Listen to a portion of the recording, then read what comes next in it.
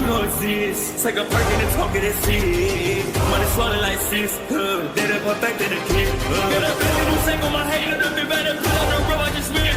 I know we got $1 million. The devil that shit ain't not cheaper again.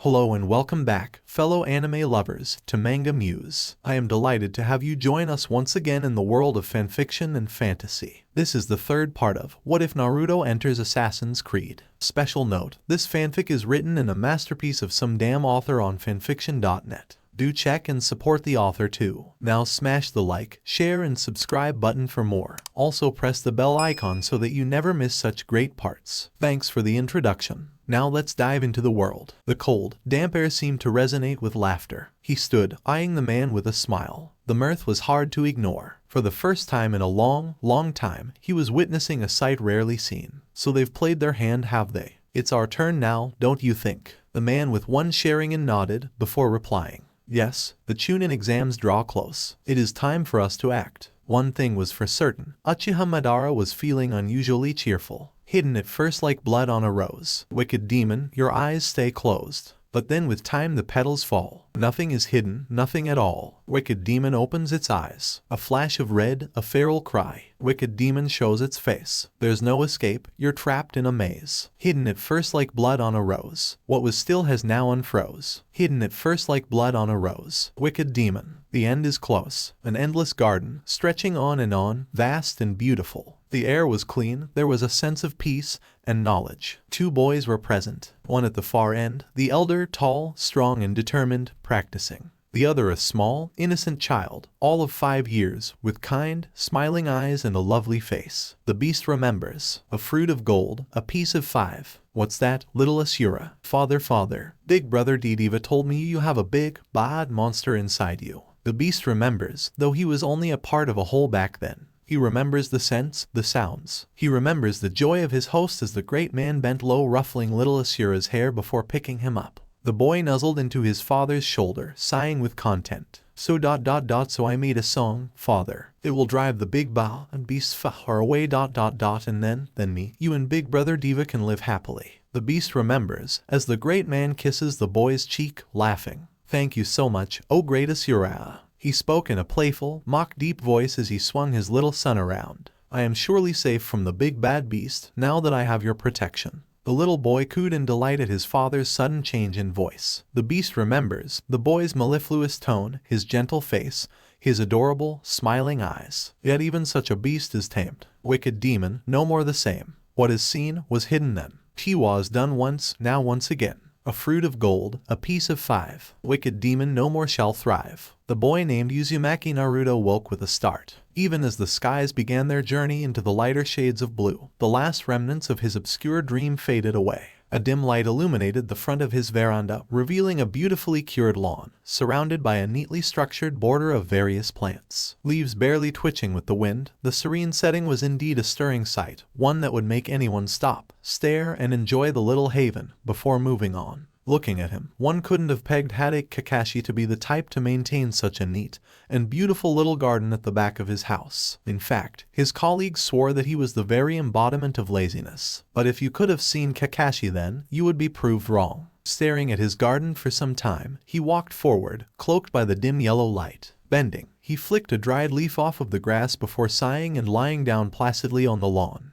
The small sharp grass seemed to tickle him for an instant before accepting him into its fuzzy embrace. Hands spread wide apart, lying down, Hideki Kakashi stared at the sky. He was still dressed in casual clothes. A black t-shirt hugged his torso, and baggy brown pants seemed to be the in thing. Looking up, he shielded his eyes from the yellow light. He frowned, annoyed. He looked at the switch. It stared back at him, merciless and unyielding. He tried to use telekinesis. The switch seemed too strong against his psychic advances. Oh, wait. Forming 3 quick hand seals, he brought 2 fingers to his lips and blew in between the gap. The jutsu seemed to work, as the small bullet of air propelled towards the switch met its mark, and once again, the darkness seemed to envelop him. He sighed. So many things had started happening. It was almost too fast to keep pace with. It felt good to lay back like this and relax, once in a while. He didn't know how long he was lying down, but when the sky started taking on a lighter shade, he got up. It was still obviously early, yet it wouldn't do to lie back down again. Deciding as such, he stood up, walked inside. Walking into his spotless bathroom, he leaned over the sink and looked at himself through the mirror. His reflection stared back at him. His hair was slightly disheveled, and he could see the signs of a beard growing underneath his chin. Sighing, he pulled out the necessary tools to spruce himself up. Applying a generous amount of shaving cream on his lower jaws, he removed any hair on his face before stepping into the shower. The cold water stung at first, but soon hugged his body. Kakashi barely twitched as he let the water flow over his skin. After all, this was an everyday routine, for Kakashi always loved the cold water. True, it was always unpleasant at first, but then it felt like heaven once you got used to it. Stepping out and drying himself, he donned his standard apparel. The dark blue suit first, covering his torso and all the way up to his cheeks, effectively shielding his mouth. He put on the standard Konoha flak jacket and patted himself once on the chest. The jacket was extremely supple, yet mysteriously durable. Reaching for his pouches, he latched them on at the right positions. Last, he drew his hiddenblade and tied it, tugging it down gently so that it covered his eye. Flexing his knuckles, he walked back out onto the veranda. With one last look at his garden, he leapt out through the opening and into the gentle breeze that flitted its way through Konoha's still deserted streets. You see, Kakashi's garden was a matter of great interest among all the jounins who'd come to his house. The garden housed various plants, ranging from flowering, vegetables, and even the odd crouton. But right in the center, enclosed by a dainty border, stood a small plant with lavender flowers. Lavandula, a plant not found commonly in Konoha, had, in Kakashi's opinion, the most beautiful flowers of all. Lavender, the very same color of the gentle paint on Rin Nohara's cheeks. It was neither bright nor dark. In fact, he couldn't even tell what time of day it was. It was neither warm nor cool. It wasn't that the climate was somewhere intermediate in relation to those somewhat ambiguous adjectives. No, it wasn't that at all. It was just that he couldn't tell. There was no feeling, no impulses telling him to draw his thin haori tighter around his body, nothing indicating that he should probably not walk barefoot. No feeling, no sensation at all. He looked down, and an instant smile made its way onto his handsome face. Two small children were tugging at the bottom of his haori, barely even reaching up to his knees. The two little boys were laughing, amused at the way the loose outer garments seemed to adorn their elder brother. Reaching down, he patted both their heads, feeling their soft dark hair. A strange sensation seemed to erupt in the pit of his stomach. Sensing their brother touch them, the two boys caught his hands. For a moment, they seemed to stare in awe at it, running their small soft fingers across their brother's rough and battle-worn palm. Giggling, one of them clutched his hand tightly,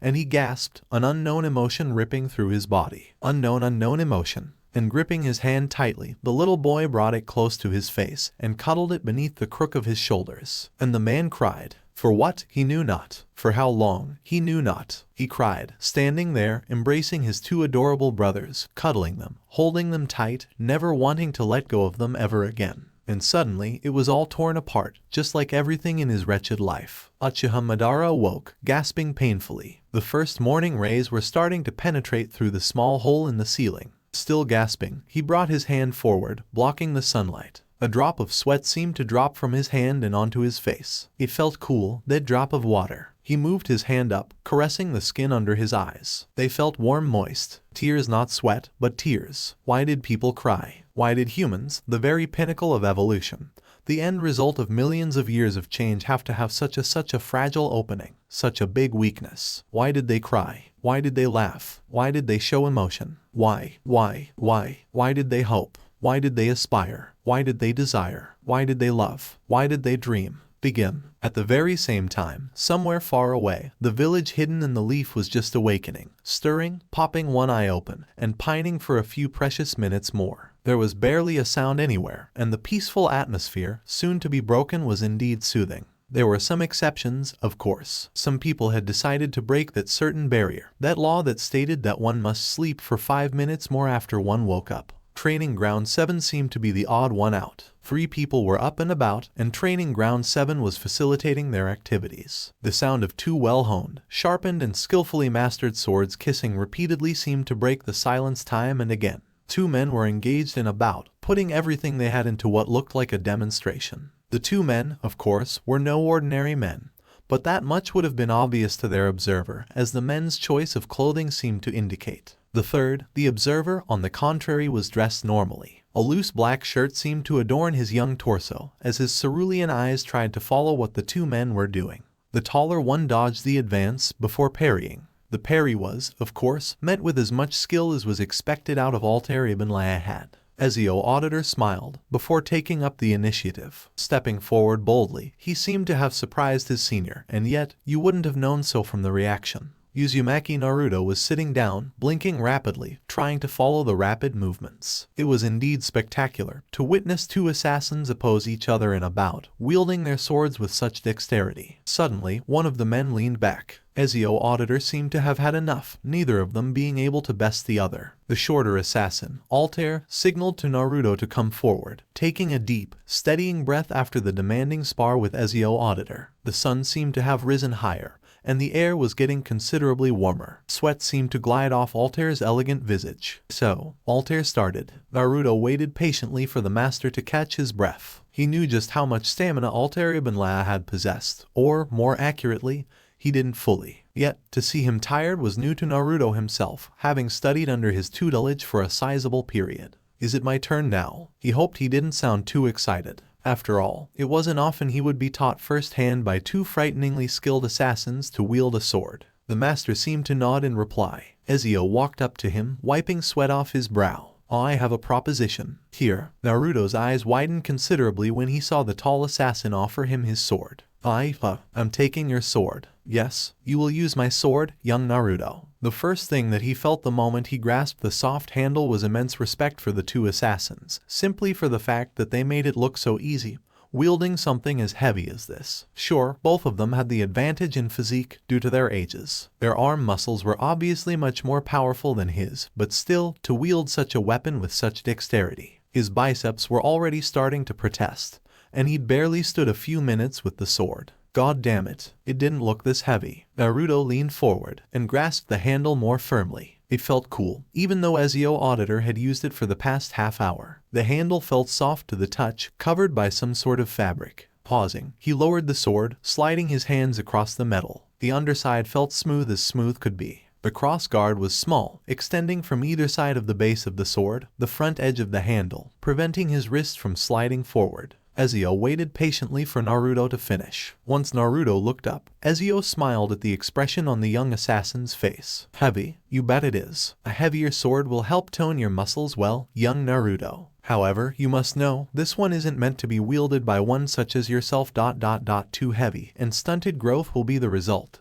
Yes. Naruto nodded, understanding. If he got comfortable enough with it. Though, maybe he'd pay a visit to the weapons and armory store to purchase one for high. Attack me. The odd expression on Uzumaki Naruto's face slid. Attack you. You're unarmed. Ezio Auditor laughed. That was my mistake, maybe I should rephrase that. Try to attack me. Naruto knew Ezio wasn't making fun of him, but Naruto wasn't the kind to put off a challenge, especially when thrown onto his face like that. Without a moment's notice, he drove his right hand, bringing it down as fast as he could, at Ezio Auditor. But the only thing he could hear was the sound of the metal cutting through air. Ezio Auditor had avoided the advance faster than Naruto could have fathomed. Almost as if waiting for a chance, his right bicep throbbed painfully. Naruto frowned, gripping the weapon harder. Well, but try this. He was, however, stopped when he felt Master Altair's palm close tightly around his right hand. He turned to meet Altair's frown. Master Altair clicked his tongue, shaking his head at the young boy. Young assassin, your enemies aren't meat to be carved at. Keep that in mind when you wield a sword.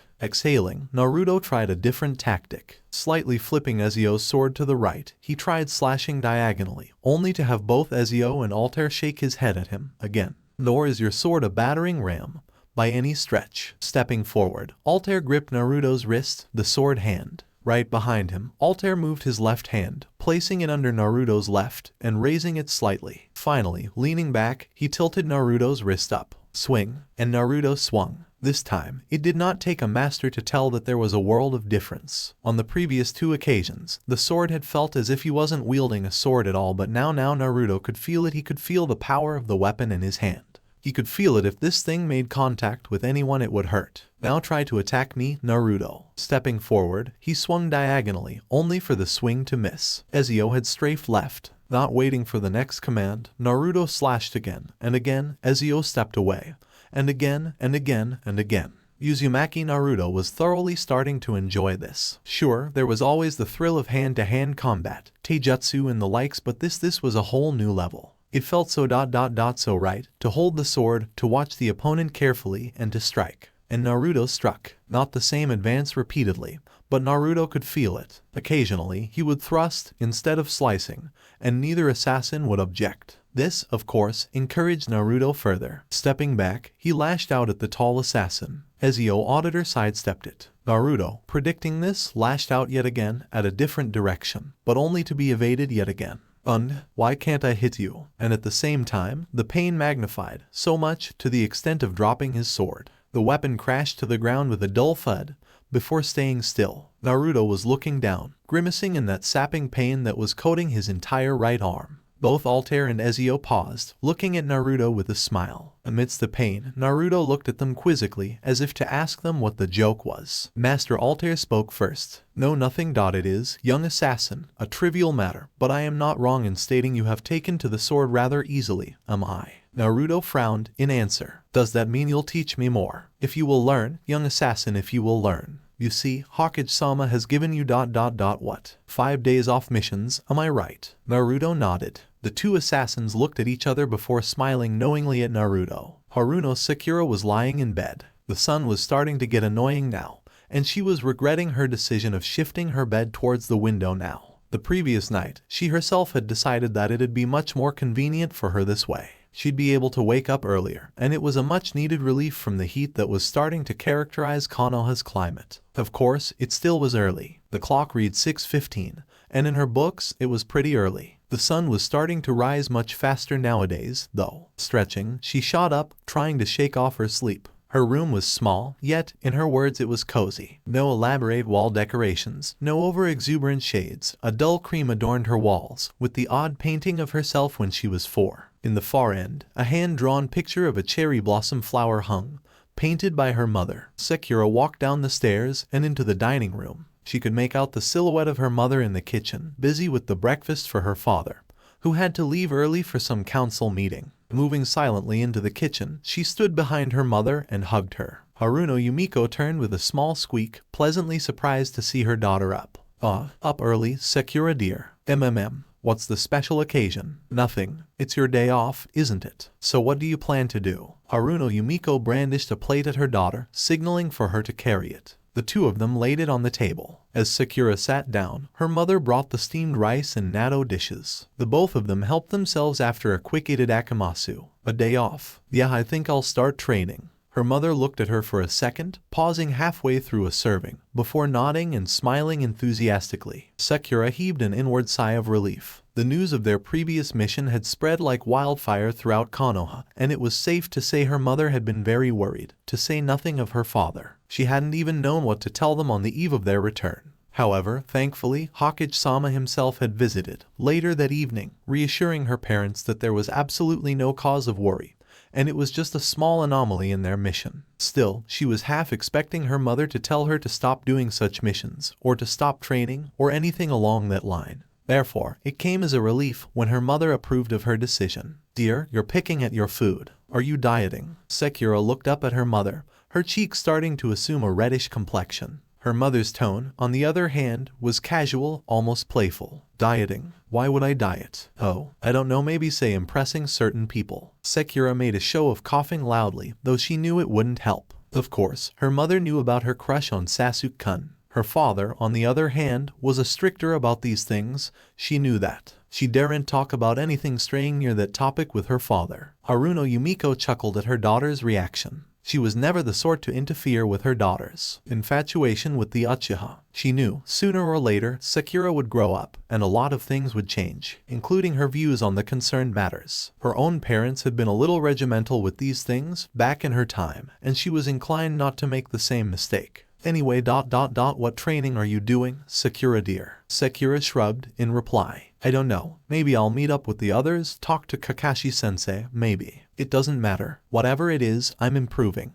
Haruno Yumiko laughed at her daughter's almost angry determination. She knew that she'd come up with this sooner or later. Sakura had always been a bright child, and had never needed forcing to do any academic work at all. On the other, Yumiko was well aware of the fact that her daughter would soon step into the real world, and she was well aware of the fact that things would be vastly different. She had, therefore, made up her mind to be as supportive of her young daughter as possible. I'm sure you'll do just fine. Done already. Sakura had already gotten up, wiping her mouth, barely putting on her footwear. Before her mother could protest, she was out, yelling goodbye. Haruno Byakuya walked in, sitting down, rubbing his recently washed hair. Out already? Yes. She managed to eat before you even walked in, slowpoke. She placed the plates and started serving him, before pausing. Our Sakura's growing up, Byakuya. Yumiko turned towards her husband, a melancholic look on her face. Haruno Byakuya shook his head in a sagely manner. Dear, she hasn't grown an inch. Aren't you the killjoy? Her husband laughed, before drawing her close and giving his wife a quick peck on the lips. She is Yumiko-chan, she is. Our Sakura's growing up.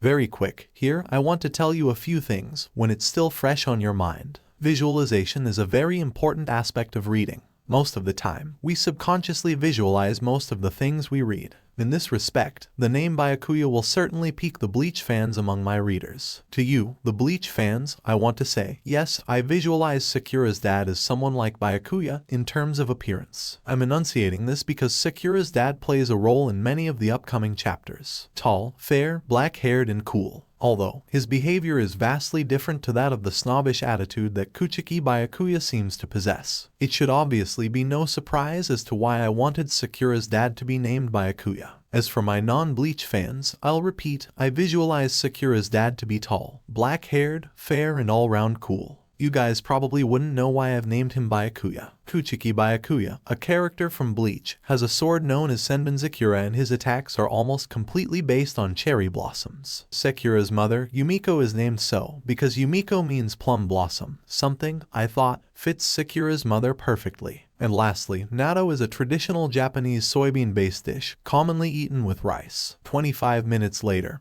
Haruno Sakura was panting, her stomach protesting in hunger, a result of another bad decision. Stupid, stupid, stupid. She'd decided to have a meager breakfast, and had thought she'd run a few laps, just so that her stamina'd improve.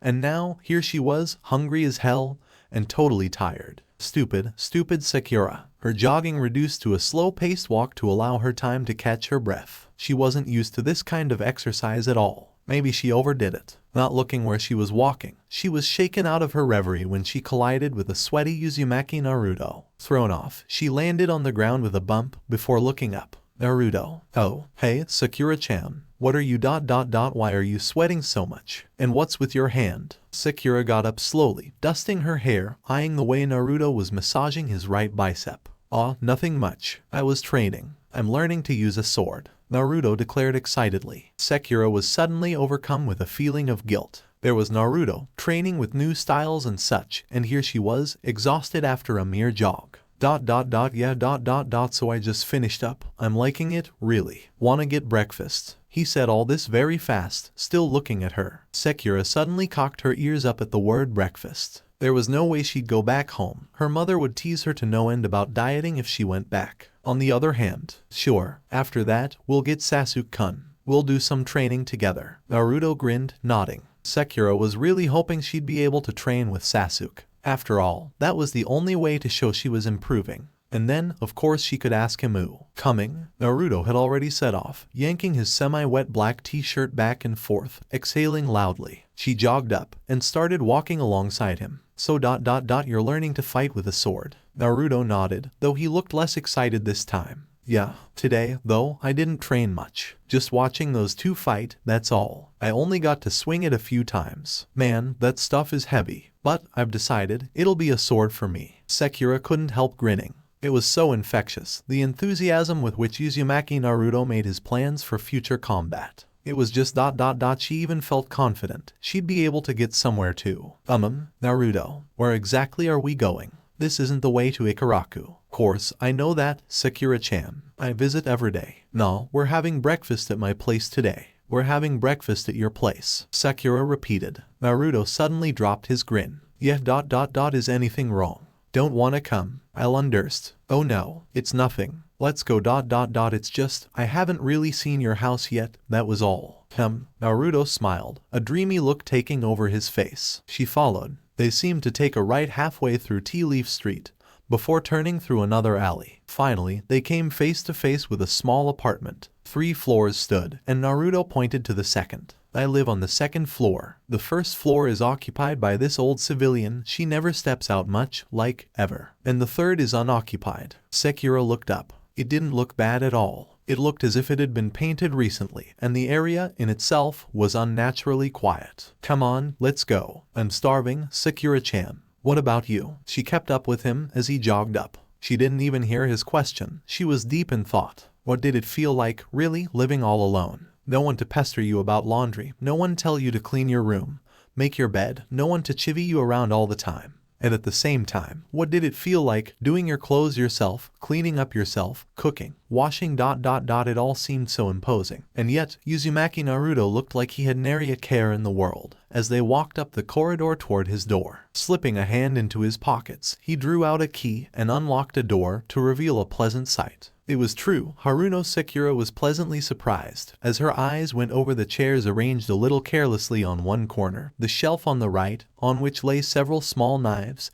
throwing knives, she thought. The house itself was small, as she could see the door for a supposed bedroom, and a little veranda across the hall. Sunlight was streaming in, illuminating the suspended dust particles. The odd cobweb seemed to hang on one corner of the ceiling, and a small wooden table stood next to the chairs, reaching barely up to her waist. Whoa, you like it? Yeah, I mean it's neater than I expected. Naruto chuckled as he walked past. She stood in the middle of the hall, looking around. The place was small, maybe 2 times the size of her room, but yet it seemed so quaint. She spotted a small wall hanging of a painting that seemed to depict a large, old fortress. As she looked up, she could see a sliding door, accommodating a mini version of a balcony. A few plants seemed to be adorning the railings. She walked forward, sliding the door and stepping into the balcony. Looking down, she could see the shopkeepers setting up their store for the day. The view wasn't overly marred by the other buildings. She turned and walked back into the hall. Naruto seemed to be busying himself with the breakfast, and she still hadn't seen the rest of his place. Hey, Naruto, can I go in here? Oh, sure, that's my bedroom. Naruto was still in the kitchen, so she decided to go in herself. Walking in, she could see a small, neatly ordered bed with a little drawer nearby. There was a window to the right, tightly shut. All in all, it was a pleasant surprise. While by no means she was expecting Naruto to be a slob, his house was much neater and ordered than she had envisioned. Her thoughts were, however, cut short when a delicious smell came wafting in. Hey, breakfast's up. She walked out with an almost wistful expression. Anything that smelt that good had to taste so. As she walked in, she could see that Naruto had already laid a cloth over the dining table and was setting the plates. Naruto laughed and pointed to the kitchen. To her shock, another Naruto walked in, carrying cutlery, and she was sure she could see another Naruto inside, waving at her with a silly grin. Kage Bunshin, you'd be surprised at how much you can do with the jutsu, you know. Sakura opened her mouth to reply, but shut it almost immediately. One of Naruto's shadow clones had laid the dishes on the table. It was nothing much, an omelet with a tsukemono and a glass of milk. But then, oh, how could it look and smell that appetizing? Drawing a chair herself, she sat down, as did Naruto. Without even waiting, she put a piece of the food in her mouth and exclaimed, almost immediately, "What is it? Is it good?"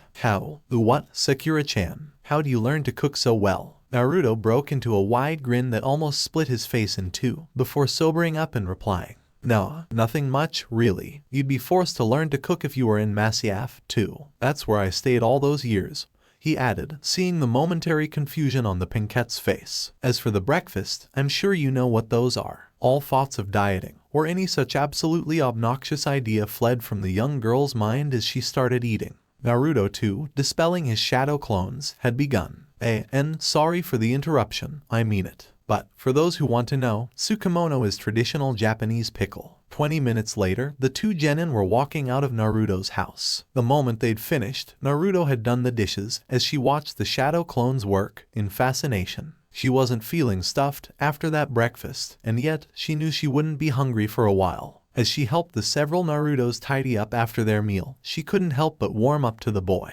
Sure, Sasuke-kun was cool, and he was handsome and so suave, but Naruto was a different subject altogether. Everything about him had been a surprise ever since his sensational entrance, his combat, and now his personal life. Why, she was almost envious of him for living like this. She was envious of the way that perpetual smile seemed to play on his face, even though he didn't have anyone to take care of him and do things for him. She was envious of his carefree attitude, But most important of all, Haruno Sekura was starting to enjoy her friendship with the unpredictable Uzumaki Naruto. Mitarashi Anko smiled. This, of course, signified imminent danger to anyone within a 50-foot radius of her, because that was the thumb rule. Mitarashi Anko never smiled. If you ever saw her smiling, you would tend to leg it to a safe distance. Mitarashi Anko was a sensation among the ANBU, her colleagues. Mind you, sensational in a negative sense. Sensational, because everyone were scared shitless of Mitarashi Anko, and if she was smiling, well, Morino Ibiki would start feeling uneasy. Yes, that was exactly how scary Mitarashi Anko was, dumpling obsession and all. It should strike you, really,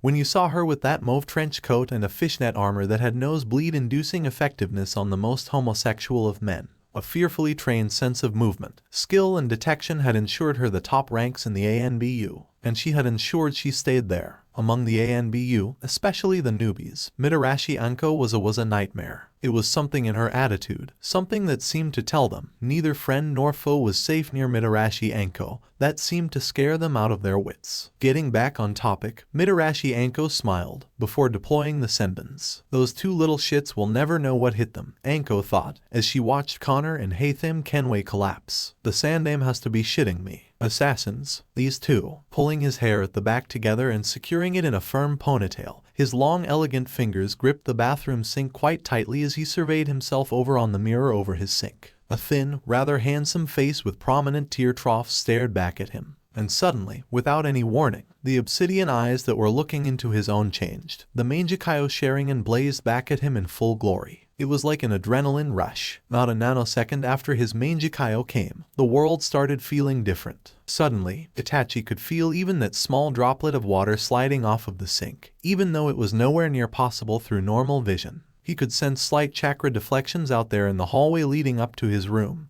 He could sense. Sheesh, shut the fucking door, why don't you? Ain't too cool running into you in the bathroom when I wanna take a fucking piss, imo boy. Turning slowly, he met the gray-haired criminal's eyes, instantly silencing him. Hidden of Yugaku's snarl rapidly decremented into a squeak, and then silenced the moment he locked eyes with Uchiha Itachi. Whoa there. Whoa. I don't want no trouble. Just sayin', man, since we're roommates and all, just lock the fucking door. Remind me again. Hidden, exactly why are we roommates? Hidden knew he had to be careful here. He'd just moved into Uchiha Itachi's room last night, on Pain's orders. He'd protested, of course. Literally no one in the entire Akatsuki would want to share rooms with him, oh boy. Of course, he'd been forced to. His partner, Kakuzu, had protested, before decapitating him when he'd found that Hidden had nicked some of his treasury to paint the walls with pictures of Lord Jashin. Fucking cunt bastards, irreligious fucks. Wait till I'm well shot of Pain. Your entire fucking collection's gone, you hear me? But, for the time being, their esteemed leader Lord Pierce, myself, and unnatural fucking places Pain had decided to shift the sadomasochistic criminal to another room. One that was housing Uchiha Imo King Itachi. And now, getting into any spats with other Akatsuki members was well out of question, and Hidden, much as he hated it, knew that. Okay, fucked hard. I got it. Now can your highness please remove thy ass from the bathroom so that I can take a leak? Deciding to ignore Hidden's scathing, and, in Itachi's opinion, overly annoying tone, he made his way back into his room. He could hear Hidden muttering, "Son of a bitch, must be his time of the month." Deciding in a split second that life was nothing without a bit of good-natured violence, he drew a kunai out of the pouch lying on the nearby table, paused for a second, and, without looking, flicked it toward the bathroom. With a chink, followed by a scream of undying outrage, shock, and hatred, Itachi knew that the kunai had rebounded off the wall perfectly and found its mark. Now fully alert and fresh, Itachi walked out of his room amid blood-curdling and hair-raising death threats. "Son of a F-dog, that was 2 inches from my cock, you little cunt. Wait, you F. Aw, Itachi-san. I was just looking for you." Itachi looked up at the visitor inquiringly. Her short lavender hair reaching up till her neck, a customary paper-made flower perched on her head and a piercing under her lower lip.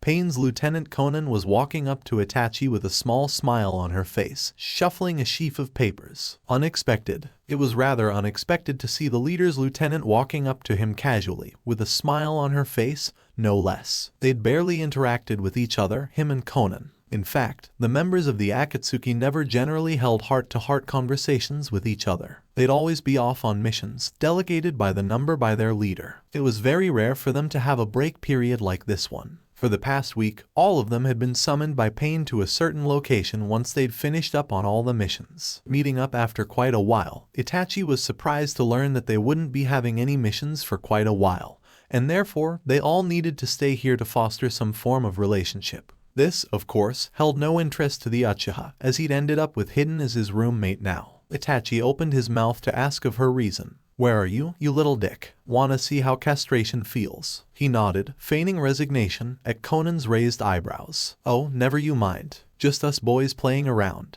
Conan laughed before walking past him. Itachi followed her, ignoring the rest of his roommate's expletives. As they turned a corner, he noticed, rather remiss of him to have not done so earlier, that Conan wasn't wearing her usual Akatsuki uniform.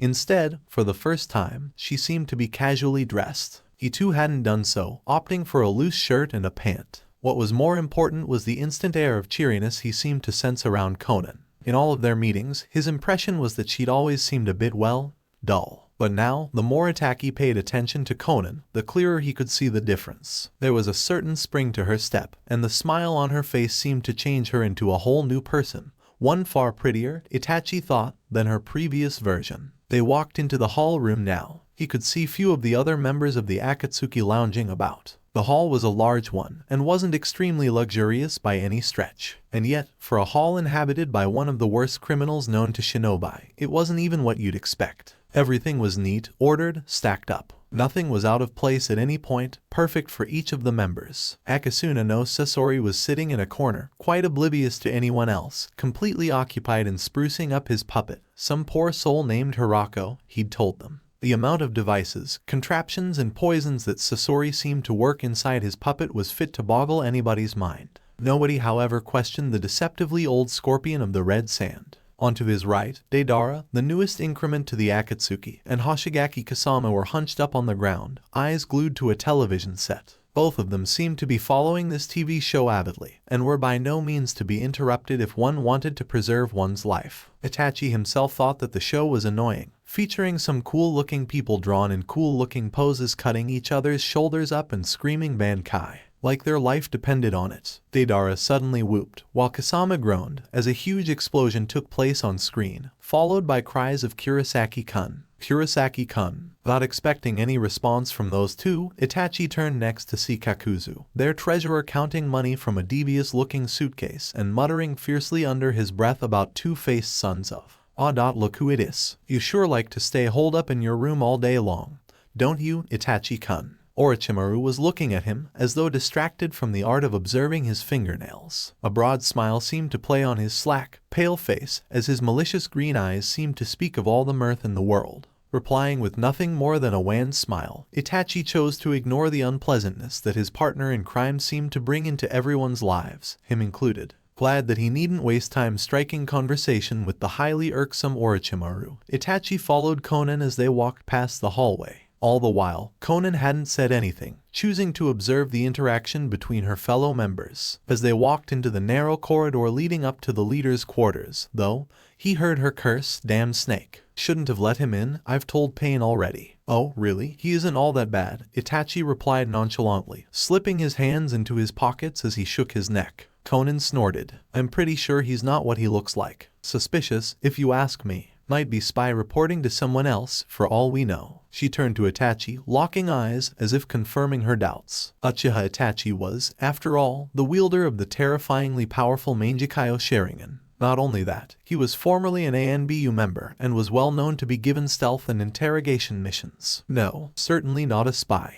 The snake wouldn't really have a motive, would he? Treacherous bastard he is, he wouldn't serve anyone truly. I suppose that's right too. Oh, this is as far as I go. She stopped short when they reached a door signifying entrance to the leader's quarters. Itachi had an idea as to why Pain wanted to see him, and knew full well what it meant. Turning quickly, he extended his hand towards Conan's own, and before she could fathom what he was doing, he bent and placed a kiss on her palm. "I thank you, milady, for escorting me so nobly unto death's waiting jaws. Farewell, I bid thee a good day." And as he straightened up, opening the door, he couldn't see Conan, yet he could see the twinkle in her eyes and he could surely hear her laugh. Apart from all the good-natured violence among the Akatsuki, what was life, really, without flirting with the lieutenant of the leader of the most dangerous criminal organization in the world? He dragged him down. The fight had gone on for long enough. He needed to end it, and he needed to end it now. There was no point in carrying on. He felt tired. He felt spent. Every pore of his body ached, screamed in denial. No, not physical fatigue. His mind was protesting. He wanted nothing more than to end it, to lay down on the cold, hard floor of Boston, arms splayed by his side. He wanted nothing more than to look up at the sky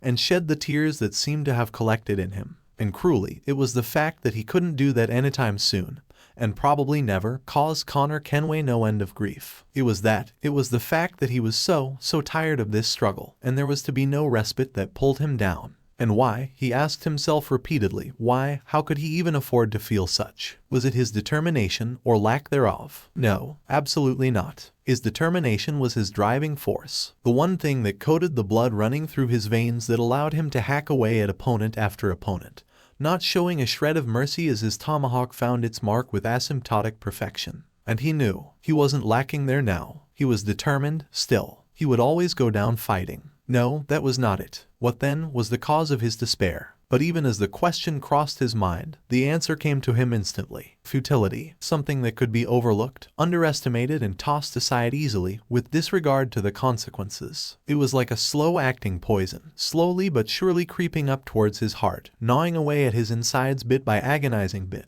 all leading up to this one crucial moment of self-doubt. As Connor Kenway stared into Haytham Kenway's eyes, not triumph did he feel, nor jubilance. This one moment of purity shared between father and son, whose interactions with each other spoke of rivalry, hatred, race, company, belief, and lastly, creed, revealed to him that one final doubt, like the final test one needed to pass before they ascended. Futility. How much of his effort had been futile, if not all? Was he, then, working toward the wrong goal? Was he even working towards a goal? Or was he destroying one that should have been achieved without his interference? Had he erred, then? You oppose tyranny, injustice. These are just symptoms. Their true cause is human weakness. Why do you think I keep on trying to show you the error of your way? The error of his way. Was there, then, an error after all? Were his father's incisive words so much more lethal than the deadliest knives any of his Templar friends could throw at him, directed correctly? And as all the emotions converged at one single point, he felt a single tear drop from his scarred face onto his father's, one so much like his own. For a fraction of a second that seemed to proceed with all the urgency in the world, he looked at his father and saw not the Grand Master of the Templar Order, but Haytham Kenway, the broken father of a lone young boy struggling against more than just Templar resistance. Help me someone. In your haste to save the world, boy, take care you don't destroy it. Relax, young Naruto. It is your day off, I hear. Why exert yourself? An extremely sweaty Uzumaki Naruto was trudging up to the place where two men clad in white robes were lying about lazily. Panting, he paused to shoot a furtive look at Ezio. Early that morning, he'd first used a sword.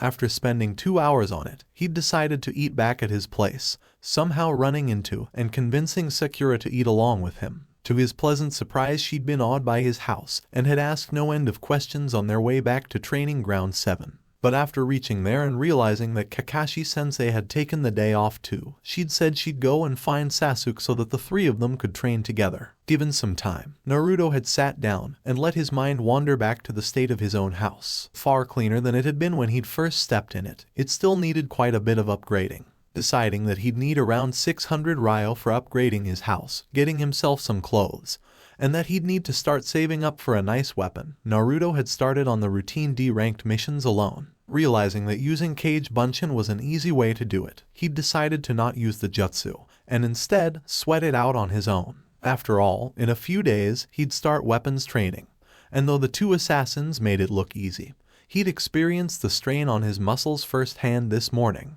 And so, as the sun was well in its ascent, Naruto walked up shakily and plonked himself down on the soft grass without a moment's notice. As he closed his eyes and opened them again, he heard the master speak. You must not overexert yourself, young assassin. As much as I can imagine that it is exciting, the prospects of successfully learning the mastery of swordplay is bleak indeed.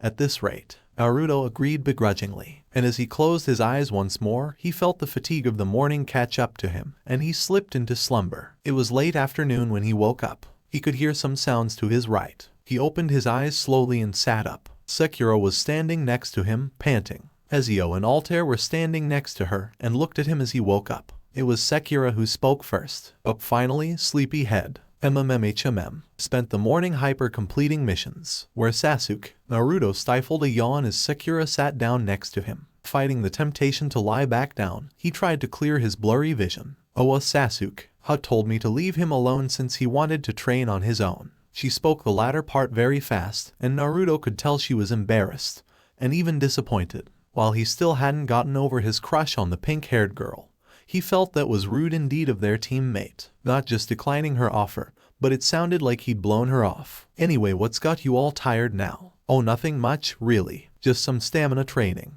Ezio reckons I could do with some, seeing as both you and Sasuke are well ahead of me and all in that department. Naruto nodded at her slowly, still groggy from his nap. It made sense for Sakura to start training on her physique. Of course, he'd never seen how she fared in a spar, but she seemed to have placed herself below him and Sasuke by default. Getting up and stretching, Naruto started walking around. Where are you off to? Oh, I need to buy some stuff for my house. Now I have the cash. It'll be a good time to get stuff done, right? Right. See you around, then, Naruto. You too. Rest up now, Sakura-chan. Wouldn't want to look too haggard in case Sasuke shows up any minute now, would you? She stuck a tongue out at him before sobering up. He probably won't anyway, right? That'll be it, I suppose. It was far better than he'd expected. All the new fittings, shower head, crockery and cutlery cost him around 300 ryo put together, provided he saved up a 100 ryo for today. That meant he had 200 ryo he could blow on clothes and equipment. Sweet. He walked out of the store, clutching his bag with all its contents tightly. The store was only a small distance away from his house. It'd obviously be better if he dumped the new stuff at his place before wandering back out for clothes and other stuff. Trudging happily along, he noticed that most of the people weren't paying attention to him, something he found to be a godsend.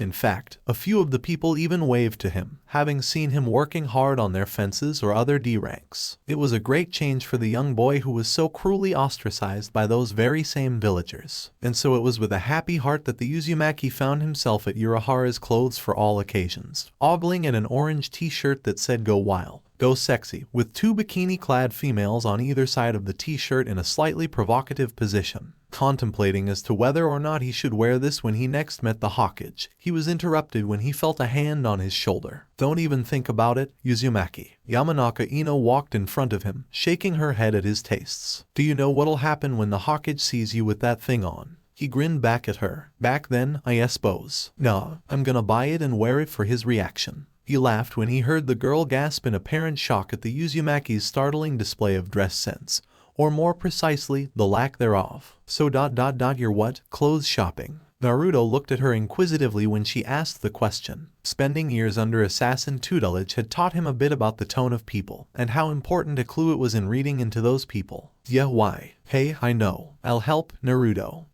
Are you sure? Sure, I'm sure. This way. You don't know this store, do you? Grabbing his hand roughly, she marshaled him toward what appeared to be a separate section. Naruto couldn't help but laugh at the girl's enthusiasm when it came to clothes, though she'd chosen very well for herself. You're laughing at your lack of sense, Uzumaki. You'll be grateful for me when I'm through. No one does clothes shopping better than me and Konoha. Uchiha Itachi smiled wryly. It was just as he'd expected. Their leader had ordered him to embark on yet another mission, this time with an accomplice of choice. Lies and secrets, violence and murder. Uchiha Itachi's emotionless obsidian eyes had seen it all. He'd learned it at the very lap of the ANBU, taught so efficiently and armed so dangerously. One needed, after all, a fearful amount of emotion, physical and mental prowess to be able to earn a 50 million ryo bounty as a heartless murderer and a spy. So why, Itachi asked himself, to have learnt the impossibly difficult task of subterfuge and deception? Was it all for this? Was he merely a spy to be stationed by his leader to gather information on what he was told was the advent of certain people, 5, to be precise, 5. Assassins. Why? Itachi asked himself, why should he gather information? Why should he learn about things that least interested him? Assassins indeed. Or was it the opposite? Was it the fact that he didn't need to gather information because he knew it all already? But how? How could Uchiha Itachi already know about how 5 people were summoned to the village hidden in the leaf across, if he wasn't wrong, even time? How could Itachi know of Sarutobi Hiruzen's so far flawlessly executed plan? How indeed, Itachi thought. He still wore that same wry smile as he and his partner, Orochimaru sat in comfortable chairs in Hiruzen Sarutobai's office as they fed him the latest information concerning the most dangerous criminal organization in the world. After all, Itachi thought, what was life without a bit of double-crossing and deception? Edward Kenway opened his eyes. Darkness. Darkness everywhere, as vast as the ocean. Why? He was a privateer at first. Just a lowly, scum-licking privateer. That was how he viewed the job. Freedom ... that was what he wanted. Freedom, and all the bloody riches and drink that came along with it. Now that was the life. For years I've been rushing around, taking whatever I fancied, not giving a tinker's curse for those I hurt. Yet here I am, with riches and reputation, feeling no wiser than when I left home. And when I turn around and look at the course I've run, there's not a man or woman that I love left standing beside me. Wasted it all, didn't I? I need some more time. That would be right. Not time to get filthy rich ... time. Maybe to learn a bit more. Some time would be bloody great, lad. Edward Kenway opened his eyes with a start. His heart was beating fiercely against his chest. White light everywhere, as vast as the ocean that he'd traversed for years on end. Plundering, pillaging, thieving, killing. And Edward Kenway knew. It was realizations like these, very few people ever really experience them. Those realizations that scare you and excite you to no end at the very same time. He knew if he just had more time, thieving, killing and plundering would have been so much more meaningful, would have gained the purpose it seemed to lack. Lad, just some time. You'll see what Edward Kenway can do with a tad more time in his hands. A face seemed to move in and out of focus. Nobody spoke. There was literally pin-drop silence. A tall man with a beard came into focus. White and red robes seemed to cling onto his body, and a crest was clearly visible on a sash across the tall man's waist. Welcome, Edward Kenway. The tall man spoke rather softly, with a strange accent. Edward Kenway was still lying down,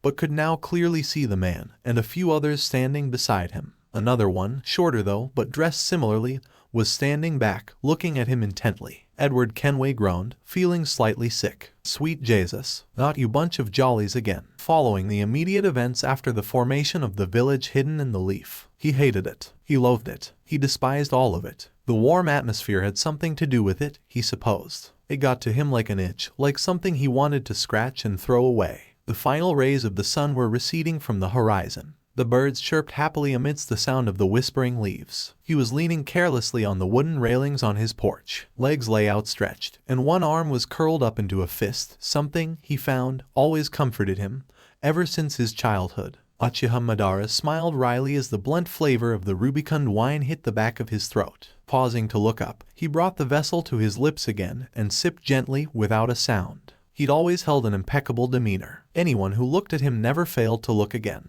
It was not just his appearance, not the way one eye was always covered by a thick shock of bluish-black hair, not his broad shoulders, not his ever so slightly sunken eyes. Rather, it had more to do with the air around him. Uchiha Madara always held an air of dominance, without even showing so much as a flicker of emotion. It was like he was constantly intimidating you, but without showing any outward emotion. As the Sunday to Sunday lower and lower, he couldn't help but feel his spirits rise. The night always livened him. It made him feel enriched, alert. The day, however, especially at this place so bright and warm. The soaring spirits wouldn't last, though. He spied two of his clansmen in the far distance, farther than a normal man could see. This probably the reason the two men hadn't sensed his presence. The mere sight of his clansmen irked him. How did all of this come to pass? Some time ago, my men would be battle-ready at the very sound of senju. But now, they fraternize with their very enemies like low-born scum. Given time, they would even fornicate with those despicable excuses for shinobi.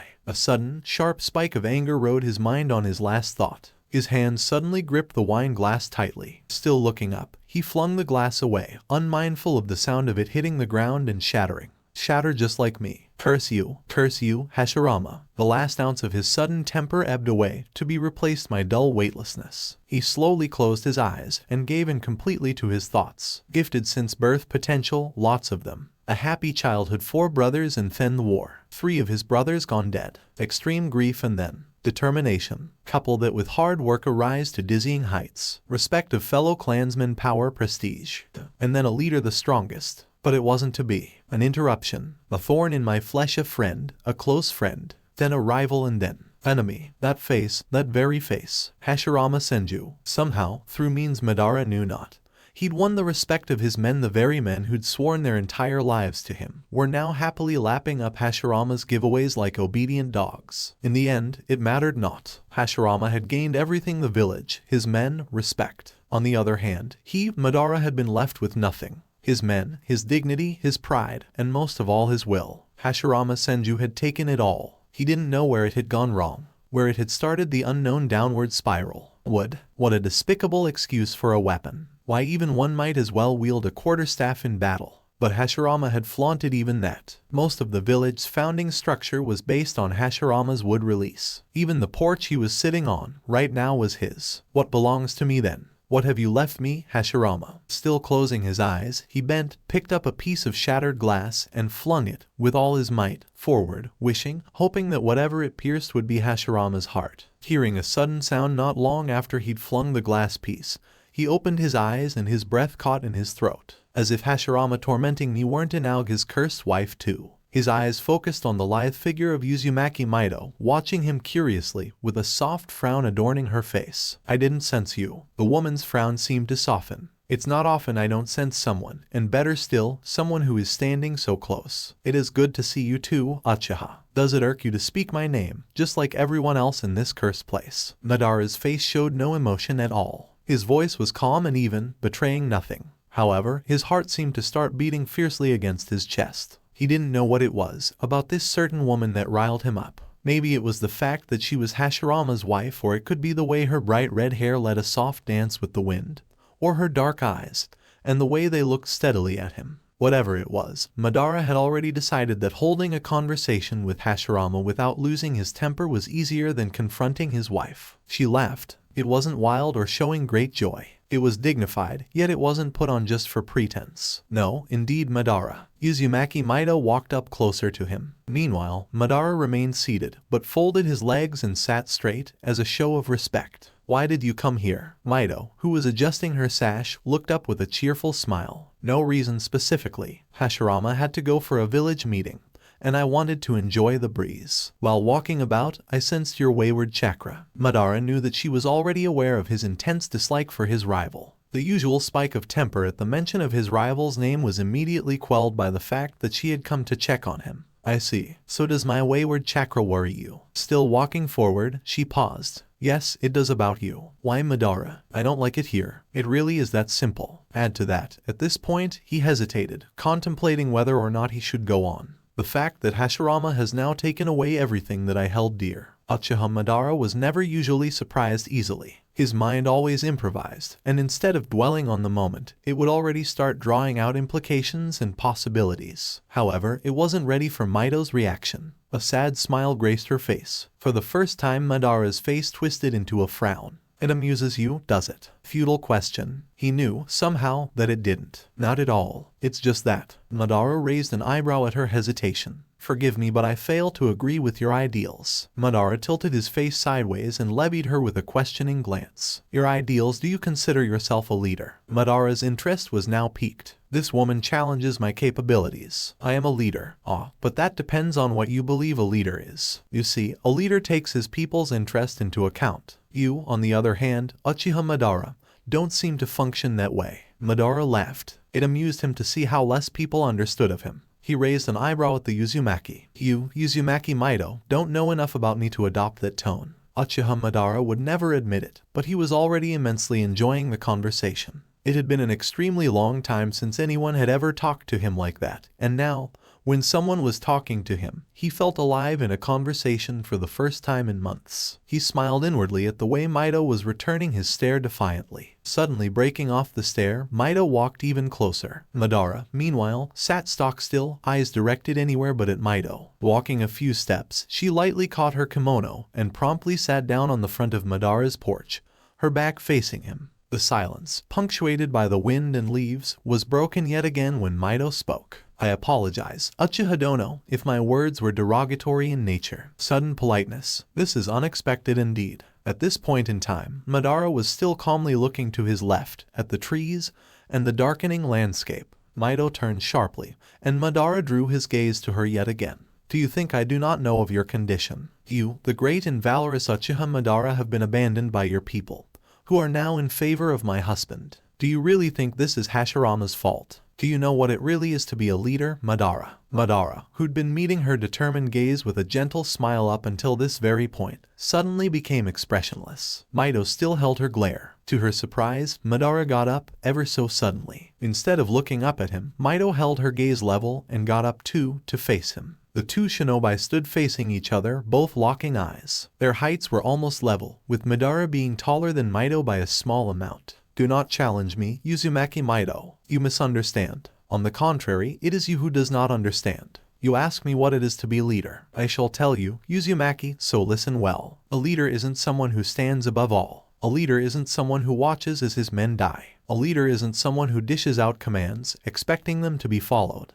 A leader is the man who walks with his men as a guide, and a man who would willingly give up his life if it meant victory for his men. A leader is someone you look up to as a source of joy or inspiration. Madara spoke in a low tone, but Ito Uzumaki's gaze seemed to falter. Uchiha Madara was no longer playing around. He was now in earnest. You ask me what it is to be leader, Uzumaki Mito. I shall not reply to your question. Forgive me, but I will only ask more questions. Is it being a leader when you follow your men into an abyss? Is it being a leader when you submit to your men's foolish demands? Is this what it is, then? Here I am, forsaken by just about everyone. My family gone. My men gone. My will. It will probably be the only thing I cling on to. And cling on to it I will. Mito's gaze faltered yet again. They were standing extremely close to each other, and, at one point, Mito lowered her gaze. Tell me, Mito. Uzumaki Mito didn't respond. Not when she felt Madara Uchiha touch her cheek. Not when she felt him lift it by just a fraction. Not when she realized what was going to happen. Not when Madara brought his face forward. And not even when their lips touched. It could only have been for an instant, a momentary second of tranquility, and then gone, like a wisp of smoke. It could even have been for an eternity, stretching on and on, like the vast, endless ocean. Whatever it was, it didn't matter, really. When their lips parted, she found courage to look into his eyes again, into the eyes of a man who was broken beyond repair. Madara's eyes were fixed, just as they always were. No changes, none at all, not a sliver of emotion coursed through his elegantly carved face. Mito stepped back, and turned without a word. Madara still remained fixed at the very spot. The sun had completely set by then, and the moon was already up, a good way into its journey. She had barely walked a few steps when, "Ah, there you are, my dear." Uchiha Madara looked up, a sudden surge of adrenaline coursing through his veins. Not now, not at this moment. It had been so perfect. She would just walk away, and he would sit down back where he'd sat. And then he would remain thoughtless. But now that was destroyed by the very man who had taken everything from him.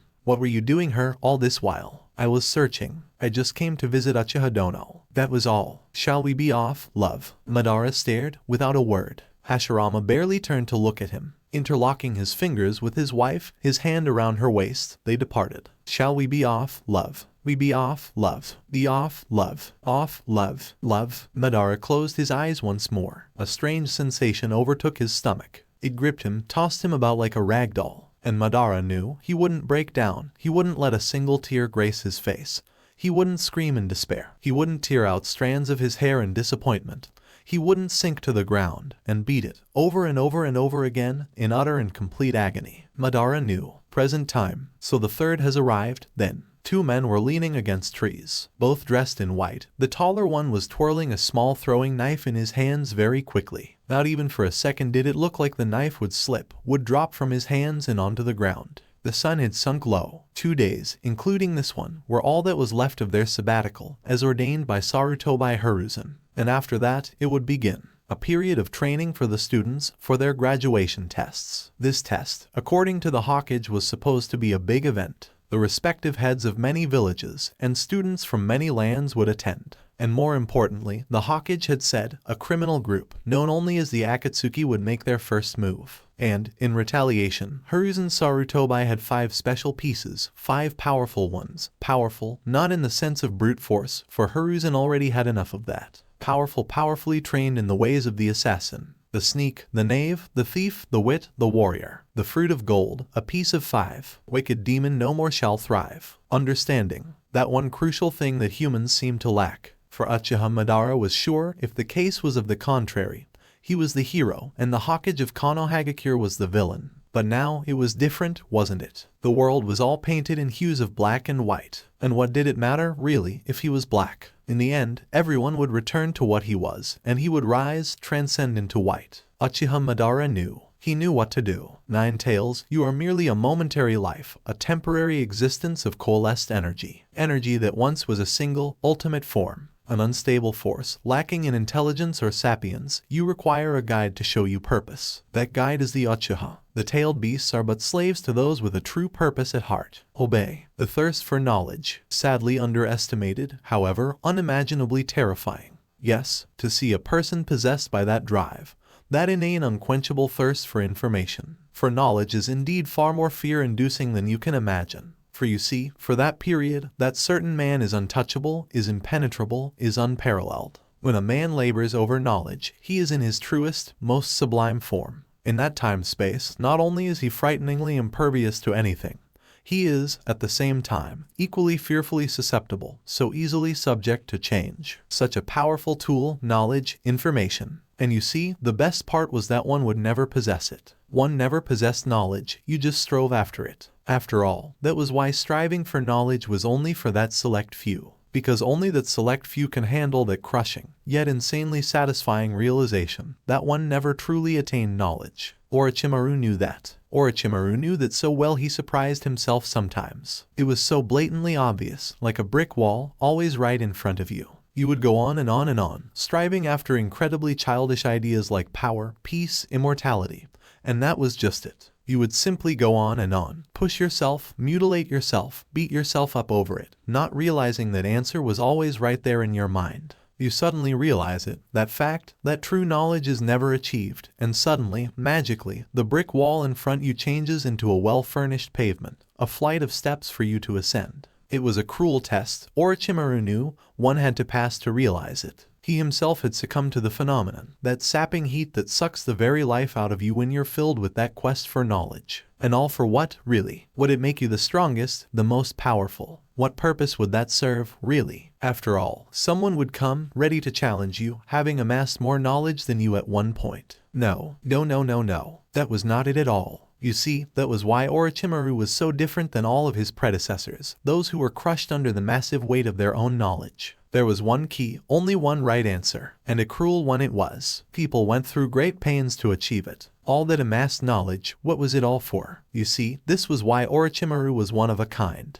The key was happiness. It made him happy, pushing himself beyond all limits in that never-ending pursuit. It filled him with indescribable mirth, knowing that he'd never ever obtain absolute knowledge in his life. He knew it so very, very well. There lay the beauty, the irrepressible, alluring beauty, power, peace, and immortality, the three things people would give up their lives for. There was no absolute power, no complete peace, and no true immortality. What about happiness then? And yet again, there lies the beauty. Happiness, too, is not absolute. It is relative, and in a way, for those who recognize that true fact, those who embrace are truly said to witness an inkling as to what absolute happiness actually is. Contrived. Uchiha Sasuke paused, wiping a layer of sweat off his brow. He was in the spacious compound attached to his house. The evening sky was growing darker, and yet Sasuke persisted with his training. Two bunshins were standing in front of him, each showing signs of quick movement. Sasuke had two shuriken in his hand. He looked at both his bunshin. They stared back, both illusionary doppelgangers as emotionless as their original. Sasuke drew back his hand, still keeping his eyes firmly trained on his bunshin. This was the final test. The last shuriken that was unthrown, and the last of his chakra reserve had all led up to this, where he'd have to take out both his bunshin in a single throw. He reared. He threw. Uchiha Sasuke never really expected anyone to understand him truly. Of course, it shouldn't be mistaken. He was not some stuck-up little snot whining for all the attention he got. He was not puffed up, thinking that his life was unfair and that he didn't deserve this to happen to him. Uzumaki Naruto had seen to that. It was so weird, their relationship, to begin with. He'd taken to the blonde-haired boy out of mere curiosity. Uzumaki Naruto was this standout idiot back then, screwing up at everything, and trying to make it look cool. The boy craved attention. Sasuke could see that back then. He could see that want for that which he so lacked: care, attention, love, respect, friendship. Sasuke didn't know how he could predict it, but it was obvious whenever he would look at the Uzumaki, and out of sheer curiosity, he'd decided one day to walk up to him. Hey, the blonde-haired boy looked up. He seemed to have been pouting, muttering under his breath. The crease on his forehead had indicated that all hadn't gone to plan when Haruno Sakura had responded to Naruto's invitation to have lunch with him by slapping him. It was to be expected, of course. Sasuke, though, didn't understand why the blonde-haired persisted in asking her every single day. He personally thought that the pink-haired girl was of absolutely no interest whatsoever, other than the fact that she and her friend used to top the class during their tests. The moment Naruto had heard Sasuke's greeting, he turned, rearranging his expression quickly to a more indifferent one. Hey, Sasuke knew the boy's tone didn't match his thoughts. He sounded aloof, and knew for a fact that the boy was faking it. All the while, the blonde-haired boy had been staring at Sasuke curiously. No one, after all, ever took a voluntary interest in the dead last Uzumaki Naruto. Yeah. The inquisitive voice of the Uzumaki shook Sasuke free of his thoughts. Oh, nothing. Sasuke turned. Out of peripheral vision, he could see the boy slump back on his bench, getting back to chuntering under his breath. Sasuke had barely walked a few steps when, hey Mo, wanna share lunch? Literally everyone in class turned towards them. Sasuke frowned inwardly. What was with the sudden familiarity in the boy's tone? For a split second, Sasuke's mouth formed the ghost of a smirk. Sure, get it outside if you have anything to share that is dope. A collective gasp was heard. Murmurs were breaking out all over the class. Every single girl, and most of the boys were staring open-mouthed at the two of them. And amidst the shock, Uzumaki Naruto and Uchiha Sasuke walked out. Well, that had been the start of their weird relationship. Somehow, it had fueled rivalry between the two boys. Suddenly, to his surprise, Uchiha Sasuke found himself coming to school to talk to the boy, found himself looking forward to it. He couldn't help it. It was just that Uzumaki Naruto was interesting.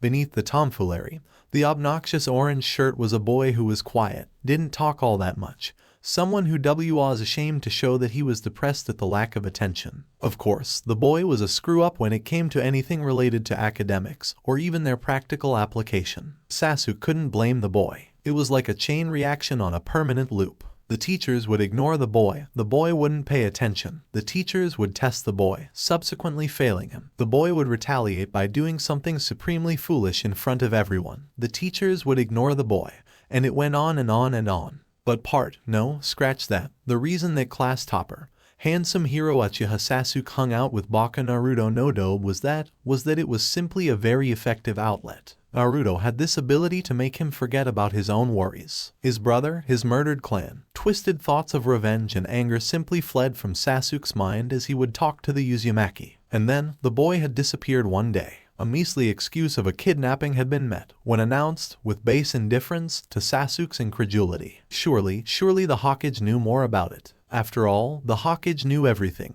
The Hokage, for instance, knew about Itachi. Hey, are you alright? What's your name? Two young boys were alone in a deserted alley. One was blonde-haired, currently down on his knees, next to a black-haired boy. The latter seemed to have passed out in the middle of the alley, and was slowly just regaining consciousness. Who are you? The black-haired boy asked groggily, clutching his head. My name's Naruto. What's yours? Are you too? The black-haired boy's vision started swimming again. However, just before blacking out for the second time that night, beside the vague sound of the blonde-haired boy shaking him lightly, he thought he saw an old man in white robes. Hey, you've been here all day. Naruto Uzumaki walked into the backyard. Sasuke was lying on the ground, panting, exhausted with the day's efforts. Yeah, training hard, eh? Dusk had well and truly set in. He could hear the telltale rise and chatter down on the streets. Right about now, a gaggle of pedestrians would flock every shop and restaurant, exclaiming happily about a new sale or begging their groaning dates to buy them something.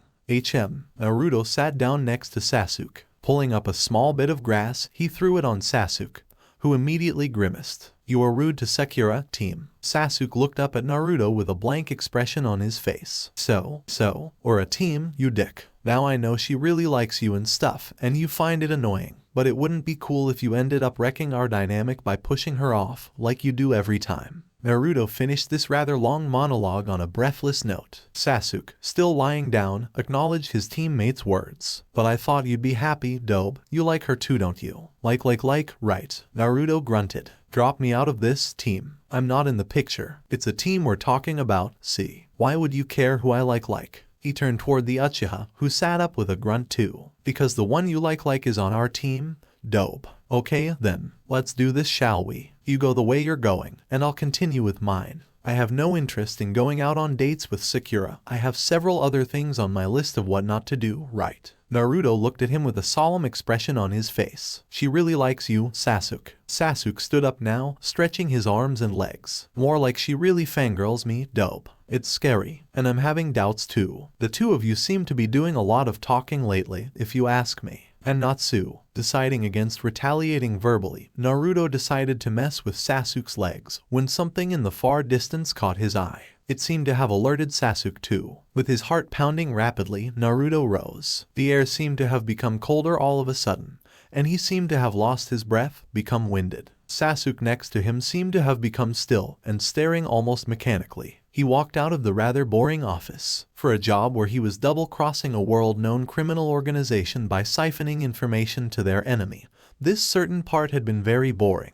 Uchiha Itachi had just informed the Hokage of the Akatsuki's next move. Having done so, he'd walked out with Orochimaru. On exiting the office, Orochimaru had stumped off to the Forest of Death, claiming that he had to retrieve some of his old gear for their upcoming mission. Agreeing to meet outside the gates, unseen, of course, in half an hour they'd separated. Having nothing to do, Itachi had decided to take a stroll through his former village. Of course, aware of the fact that there would be mass panic if people saw a mass-murdering villain wearing criminal robes calmly walking their streets, Itachi had taken measures. No, not the henge. Concentrating hard for a moment, Uchiha Itachi conjured up a very powerful genjutsu around himself. Now, when people would look at him, they would see a tall, thickly built man with a stony expression on his face. Walking through the streets with a small smile under his genjutsu, Itachi found not many things had changed, after all. The atmosphere remained the same, with the usual chatter and the babble, and the groups of girls exclaiming excitedly about a new clothes sale. The roads remained the same, mildly dusty, yet nice to walk on, even barefoot. The lights were coming on for the evening,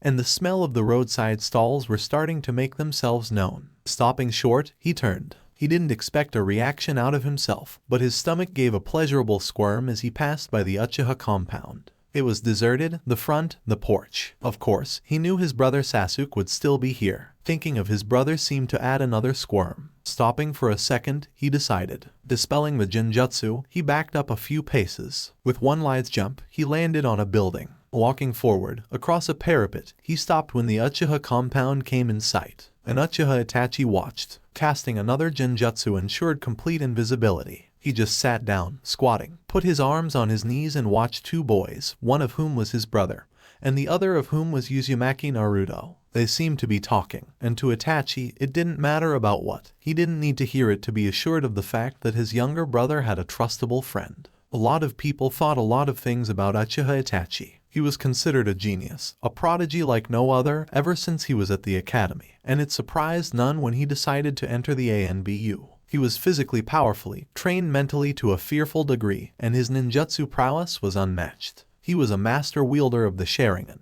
and his Dojutsu skills could even compare to Uchiha Shisui himself. And once he did enter the ANBU itself, it was a whole new world, full of people, geniuses like himself in their own rights, that he'd never met before. Step into the ANBU, and suddenly, it would be as if the ANBU itself took you in, embrace you with affection and sit you in its lap, proceeding with informing you of its darkest secrets. That was it, the ANBU, a world where lies were as common as a stone on the road, and secrets as abundant as the air you breathed. And, of course, it helped that violence was considered as essential as breathing. And through all that, the twists and turns, Uchiha Itachi had asked himself, had he allowed himself to be twisted by the ANBU? After all, his deed took its place among one of the most sinful acts, murder of one's own kith and kin in cold blood. And who else but a twisted person could sink so low as that? He'd ignored it, those voices. He was outwardly unfathomable. No one could ever dream of reading Itachi's thoughts. Maintaining that took its toll on him. He ignored those voices and prevailed.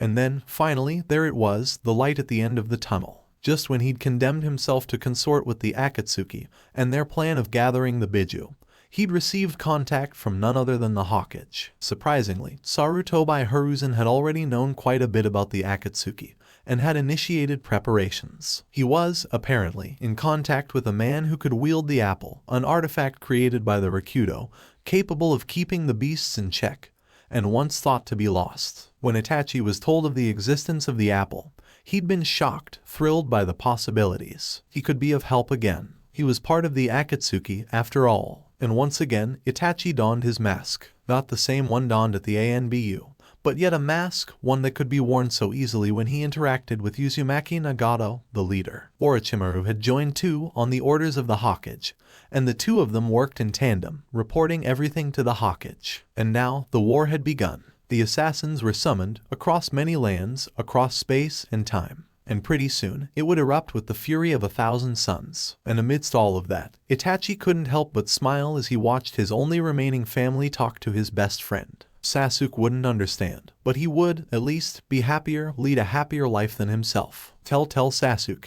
do not keep it from him. Let him know about me, and let him hate me for it. Let him hate me for being too weak to dissuade my own clansmen. Let him know the truth. Let him know that Uchiha Itachi was no criminal that night. Please Hokage-sama, tell Sasuke the truth. With a sigh, Itachi stood up. Sasuke wouldn't understand. Sasuke might hate him for it. But at least Sasuke knew that Uchiha Itachi was only commanded to strike. Dispelling the Genjutsu for a mere second, he stared straight at the two boys staring at him with bated breath. The next second, Uchiha Itachi had melded back into the evening air of the village hidden in the leaf. That was Itachi. The Uzumaki wasn't questioning Sasuke. He was merely stating it. Naruto had always been wary of Sasuke's obsession with his elder brother, the murderer of one of the most powerful clans to tread the earth. He'd been careful to avoid the topic, and he'd never spoken to Sasuke about it since the night the two of them had been told about Itachi. And he was wary as Sasuke turned back to him. Uzumaki Naruto needn't have worried really. Sasuke looked at him before smiling. So it was. Though it was Itachi, at least it seems like Nai-san is still doing his job well. Naruto looked at Sasuke in surprise, before grinning back at him too. As long as Sasuke was taking it well,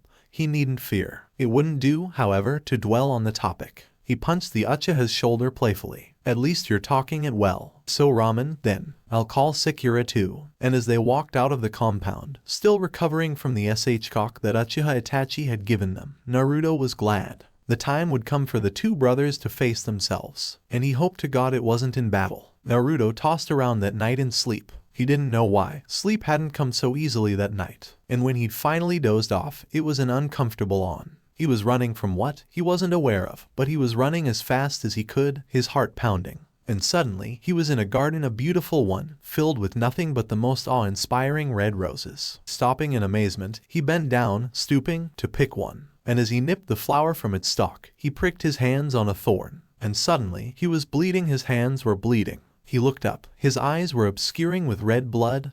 Blood everywhere. It hurt. It hurt. It hurt. And suddenly, the world exploded. He was no longer in a garden. He was in a dark, dank sewer, and something that had only appeared obscurely in his dreams now appeared in full focus. Never could it have been clearer. A cage separated him and the 9 tails. And once again, the tails swished and an eye opened. Naruto gulped. The temperature had grown incredibly warm, as if he had sunk into a tub of boiling oil, and yet there was no sweat. So Uzumaki, we meet again, boy. Why are we talking? Do not presume that I am talking to you. You are here right now because you are at your emotional weakest, human. The malevolent eye, fixed on the young boy, flickered for a moment. The vision of the beast itself seemed to fade before regaining in clarity. How much time has passed since I have set sight on that thing? Old man Rikudo himself wielded that once. You're talking about. You do not know, human. You possess it not. Someone else wields the object. No, not one. I can sense it. I can sense 5 of your kind. Well, human. We shall see. We shall see very soon. Am I to be united with that object, forced back to docile suppression? Or will I roam the lands that you tread once again? We shall see, indeed. The world collapsed, and Uzumaki Naruto awoke instantly, trembling. His heart was still beating fast, and his jaw still trembled. He placed a hand on his forehead. No, he wasn't warm, and yet, deciding to decipher what his meeting meant later, he stood up to drink some water. Yet even such a beast is tamed. A wicked demon, no more the same. Now is seen, was hidden then. He was done once, now once again. At the very same time, Uchiha Madara sat in his cave, a smile playing on his handsome features. He was gazing at the complicated contraption he'd just set up. A teal force field seemed to swim in and out of sight repeatedly around the setup. Getting up, he walked, slowly and surely towards the force field. Pausing outside it, he observed the fine work of his servant. You have done very well. Thank you. He stepped in slowly. Though he looked like his former self, Uchiha Madara was greatly weakened, just a mere shell, incapable of even the lowliest jutsu. He walked in. The field did him no harm whatsoever. He could see the 5 segments, just like he'd ordained. Each of them looked like they could easily fit even the biggest of men. Yes, it was all in order. The plan had been set in motion. The game had begun. We shall see who will win. He bent down, sliding his long fingers against the cold hard metal of the segments. Each segment, resembling a bunk, had a name engraved on it, signifying the person it would hold, the person who would lay in it. The first one read Desmond Miles. A shrill, girly voice seemed to cut through the usual torpor that enveloped the Hawkins building at this time of the evening. This was when the usual working populace would head back home for dinner and bed, and the night shift would begin for the rest. Things were very quiet, with everyone longing to get back home after a hard day's work. Therefore, when Anko Midarashi waltzed in, dragging, of all things, 2 full-grown, strangely dressed, unconscious men, fear-struck like lightning, a mad scramble ensued, with people turning their backs to Anko to avoid even the most garbled form of conversation, lest she seemed lively. Giving no mind to the less than warm welcome that she was receiving, Anko continued waltzing on tiptoe, all the while dragging an unconscious and very much worse for the Ware Hatham and Connor Kenway. As she walked up to the door signifying entry to the Hawkins' room, a guard stopped her. A sharp spike of annoyance seemed to spring up, looking at the guard's obstinate face. "I'm sorry, no one is allowed entry. Hawkins-sama has given me strict orders to. That is to say, I believe PP." The guard's firm voice gave way rapidly when, staring straight at him, Anko Midarashi started unzipping the mesh armor she was wearing inside her trench coat, revealing the slightest bit of skin. "Are you staring at my tits?" It was a direct question. The guard stood no chance. He thought he could feel a trickle of blood run down his nose as Anko's smile widened. I'll repeat, retard. Are you staring at my tits? Why, your tie. You were, weren't you? And you wanted to know what happens to people who stare at my tits. She was closer than ever now. He could even see the bead of sweat under her ever so lightly pink-tinted lower lip. And before the hapless guard knew what was happening, he could feel the cold metal of a kunai press against his thighs, and slowly creeping upwards. Anko moved closer to him now, her mouth near his ear. He could feel her breath as her free hand moved to his head, twirling a tuft of his hair. And as the guard collapsed, the rest of the people did nothing to hide their fear as they got as far away from Midarashi Anko as possible. Anko opened the Hawkins door, chuckling. "Ah, Kuni-chan is here too, I see." The Hawkins smiled as Anko walked in. Hiranai was already there, and slightly surprised by the looks of it. Sarutobi turned towards Anko, and could immediately see why. He winced, and then started clucking his teeth. Dear. Seems the old man and Ni-chan are surprised at the state of my escorts." The smirk playing on Anko's lips were proof that no shits were given whatsoever about said escorts. "That's them, Hawkins-sama, the last 2 assassins." Hiranai was already walking up to the 2 men slumped downward. At first sight, you could have guessed that they were related, probably father and son. The older one was wearing dark blue robes, quite different from the robes the other 2 assassins seemed to wear. The younger one, on the other hand, was wearing exactly that. Both of them seemed to have retained their weapons. Of course, the tomahawk caught Kurenai Yuhai's eye immediately. "An axe, isn't that somewhat bold for an assassin?" Anko snorted derisively at that. "Hardly the great assassins I've been told to locate. Couldn't even sense a goddamn senbon, for hell's sake." Both of them were darker in terms of skin than the previous assassins, Altair and Ezio, and of course, Edward Kenway. So what now? Hiranai turned towards the Hawkins, who was carefully examining their latest additions. "Meet back in the building within 2 hours. I want to get this over with by today evening. I shall inform our 3 friends while Anko shall inform Yugao Teicho and Tenzo Teicho. They need to be present here, is that clear, Anko?" Anko nodded. Sarutobi turned to Kurenai. "Inform Guy and Asuma. Kakashi will apparently be joining us only tomorrow. I want everyone on time, this is serious." When Kurenai nodded too, the Hawkins turned away from the 2 of them. "You may leave now." Kurenai and Anko headed out quietly. Anko was the first to put words to their thoughts. "Never been this serious in a long while, has he?" Kurenai shook her head, still in thought. It was true. She had never seen the Hawkins this quiet and stern. Things must be really heating up, then. After all, the Chunin exams were a few months coming, and while only a few of the genin were expected to graduate on their first attempt, Kurenai Yuhai could tell that the affair would work itself up to something much bigger. "Wanna grab lunch before we split?" Kurenai turned towards Anko, breaking off her train of thought. "Sure. Your call, Anko." He opened his eyes. "Sweet Jesus, not you bunch of jollies again." His last statement seemed to ring in his head. Those two men, dressed in that attire of theirs, with their highbrow traditions and their high and mighty rules. Sod them all to hell, damn it. Where the fuck had it gone wrong? How had such a simple goal become so convoluted? That's what you get, Edward, you worthless dog.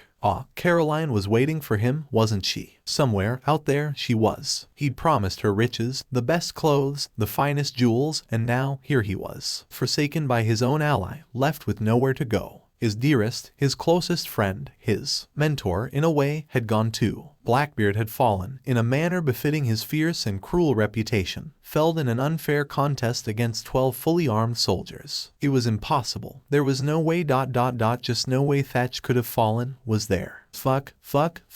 You left me behind, Thatch, you drunken dog. What the hell? It didn't matter. He failed, that was all. All those years, plundering chests, pillaging forts, killing all those lives, all of it was for bloody nothing. So much bloody spilled, so much money, and all of it had led to him being forsaken on some bloody island out in the middle of nowhere, with nothing but a lunatic for company. Naturally, he understood. It was time to die. This was it. The last broadside had missed, the ship was scuttled, the mast had fallen. I loved you. I love you, Caroline. Remember that, He opened his eyes. Slowly, Edward Kenway. It was dark, dim. The windows were shut. It smelled strongly of medicine. The stench made him reach up to pinch his nose. He didn't feel dizzy. He sat up. Strangely, he felt ... good. Almost like his old self. Where am I? He brought his fingers in front of him. His eyes had already adjusted to the darkness. Pale, strong fingers clenched and unclenched. His fingers weren't big and thick, yet they were strengthened almost to a point of disbelief. Why, he could constantly hold on to the side of a rope for hours on end, ever since his childhood.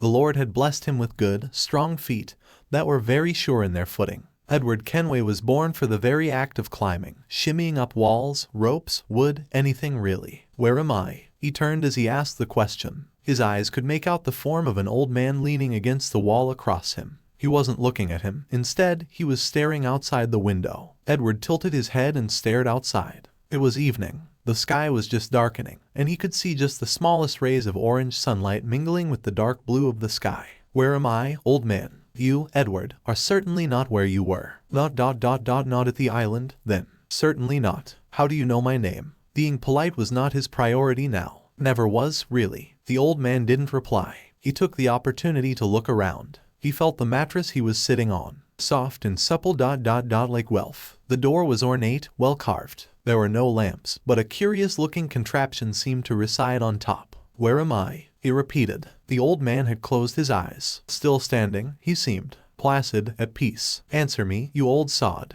His angry rebuke seemed to shake the old man out his reverie. He straightened up and finally looked at him. A wrinkled, tired face looked at Edward Kenway. A smile seemed to stretch across the man's lips. It wasn't intimidating. It wasn't mocking his insecurity. In fact, it was a tad calming. Everything will be explained, Edward. Rest ... You are safe now. He turned away. The moment passed. Not caring to look back, the old man walked towards the door. He stepped out, closing it. Edward Kenway heard the click of the lock. He was alone again. Edward Kenway started walking. Where'll we go then? I told you, Anko, anywhere. Let's just make sure we eat. Don't be such a wet blanket, Kuni-chan. But Kurenai wasn't paying attention. Walking down the crowded street, something, or more accurately, someone had caught her eye. Dressed in a gray hoodie, hands tucked into his pockets, Uzumaki Naruto was standing outside Shinohara's battlement staring at a spotless weapon in a glass case with what looked like awe on his face. Following Kurenai's gaze, Anko seemed to have noticed the boy too. Abandoning her usual loud and cheery voice, Anko turned to her. Say, isn't that the Jinchuriki? Anko. He's the one who was deported off to Whatchamacallits. Masyaf. It was not Kurenai who'd spoken. The Uzumaki's sudden intervention made both of them jump. Sorry, you guys weren't really that inaudible. Yes, I am the Jinchuriki, and I was sent to Masyaf. Anko and Kurenai walked forward. Anko's expression had immediately become neutral the moment the boy had spoken. On the other hand, a gentle smile made its way onto Kurenai Yuhai's lips, as always. I'm sorry, Uzumaki-san. We didn't mean to talk that way about you. Oh, that's quite alright. Whoa, wait, you're Kurenai-sensei, aren't you? Hinata and Kibo are on your team, right? Naruto could feel heat rising up his face as Kurenai-sensei's smile widened. It was only the second time he was seeing her, and well, she was very pretty. Her voice was quiet, it wasn't in the least intimidating, and her attire was very striking. Her smile, too, was very soothing. That's right, Uzumaki-san. And have you met my close friend, Mitarashi Anko? Oh, just Naruto, he said, sounding embarrassed at her show of politeness. He turned towards Anko. Nice to meet you, kid. He nodded, shaking her hand. She was quite tall, and Naruto could sense that her forearms were strong. She had a broad shoulder, and a pair of wild, wicked-looking eyes that seemed to smirk all on their own. In a contrast to Kurenai Yuhai's curls, her hair was tied back firmly in a pineapple-styled ponytail. She was wearing a rarely seen mauve trench coat over what looked like a mesh armor. Say, you one of those assassins? Anko, ignoring her friend's displeasure at her bluntness, she continued, dress in the same colors, don't you? Naruto paused for a second, surprised, not because she knew that he was an assassin,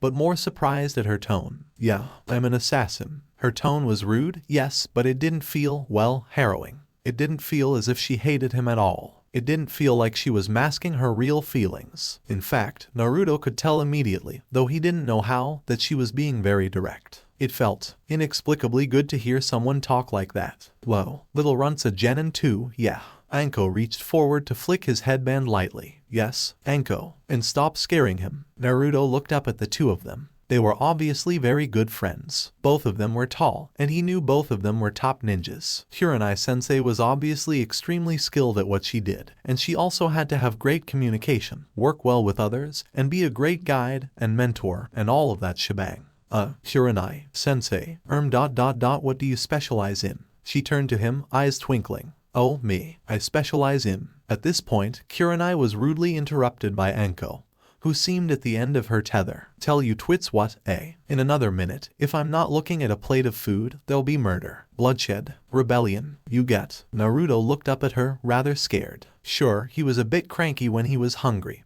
but this was a level beyond. Anko meanwhile was chewing her lower lip while clutching her stomach, looking extremely annoyed. Kurenai stopped talking and looked at him apologetically. I'm very sorry, Naruto-kun. How about we talk later, then? She walked forward. Anko, surprisingly, stayed behind for a second, looking at the blonde-haired boy. Say, Kuni-chan, let's take the little assassin with us. Be a great chance for friendships to blossom, yeah. Kurenai stopped too and turned with a smile. Well, what do you say? You've never eaten at Kirigo's, I take it. To say Naruto was shocked was a bit of an understatement. He was immediately aware of the fact that his face was surely a deep hue of red by now. He stared at the two of them, muttering something incoherent. It was, after all, the first time anyone had ever asked Uzumaki Naruto to eat with them, let alone at a top-quality luxury restaurant. Back at Masyaf, it was very quiet, very peaceful, and at the same time, quite lonely. He was almost completely used to eating alone. Therefore, when two women ended up asking him to come with them for dinner, he was left quite speechless. Anko, however, had decided to take things into her own hands. Walking forward, she clutched his wrist firmly. Without giving him any more time to speak, she dragged him off, amidst chuckles from Kurenai. He breathed deeply. His eyes were still closed, yet he knew he was awake. He was, for the first time in his life, terrified to witness his own work. He knew, surely, that something had happened the moment his hidden blade had pierced his father's heart. Some sort of explosion. He knew not if it was external or internal. All he knew was that it wasn't normal. It wasn't your everyday explosion. This felt completely new, and yet it felt vaguely familiar. A long time ago, he'd experienced something like this. An eagle cutting strongly through the air. He drew in a breath. Connor Kenway opened his eyes. The sensation came rushing to him. His back smarted. He moved his shoulders in discomfort, trying to diminish the pain. He could feel cool air wafting in from his right, and he could tell that it was dark wherever he was lying. He opened his eyes slowly. His eyes made out a high ceiling. He brought his hands in front of him. Short, brown fingers flexed. He rotated his wrist, still lying down. It felt fine. He felt his lips. They felt moist, as if someone had given him water in his slumber. He grunted, as the pain in his back suddenly peaked and dropped. As he lay there, not daring to turn around, he became more and more aware of his surroundings. His back had stopped smarting. Finally, he tensed his arms and sat up slowly. He looked down at himself. His legs were covered by his usual apparel, yet his torso was uncovered. He reached back to feel his hair. His usual ponytail was missing. Instead, his hair seemed to fall wildly down to his mid-back. His body seemed exactly the same as it was, though. Muscles stretched tightly, a slightly round shoulder gave way to a well-sculpted abdomen, and freakishly strong biceps preceded his forearms. Shaking his head from left to right, Connor blinked. Where was he? It seemed to be some sort of a room. He got off his bed and stood up. He felt supple, strong. Not at all, in fact, like when he was going to. He whipped around at the sound of a door opening.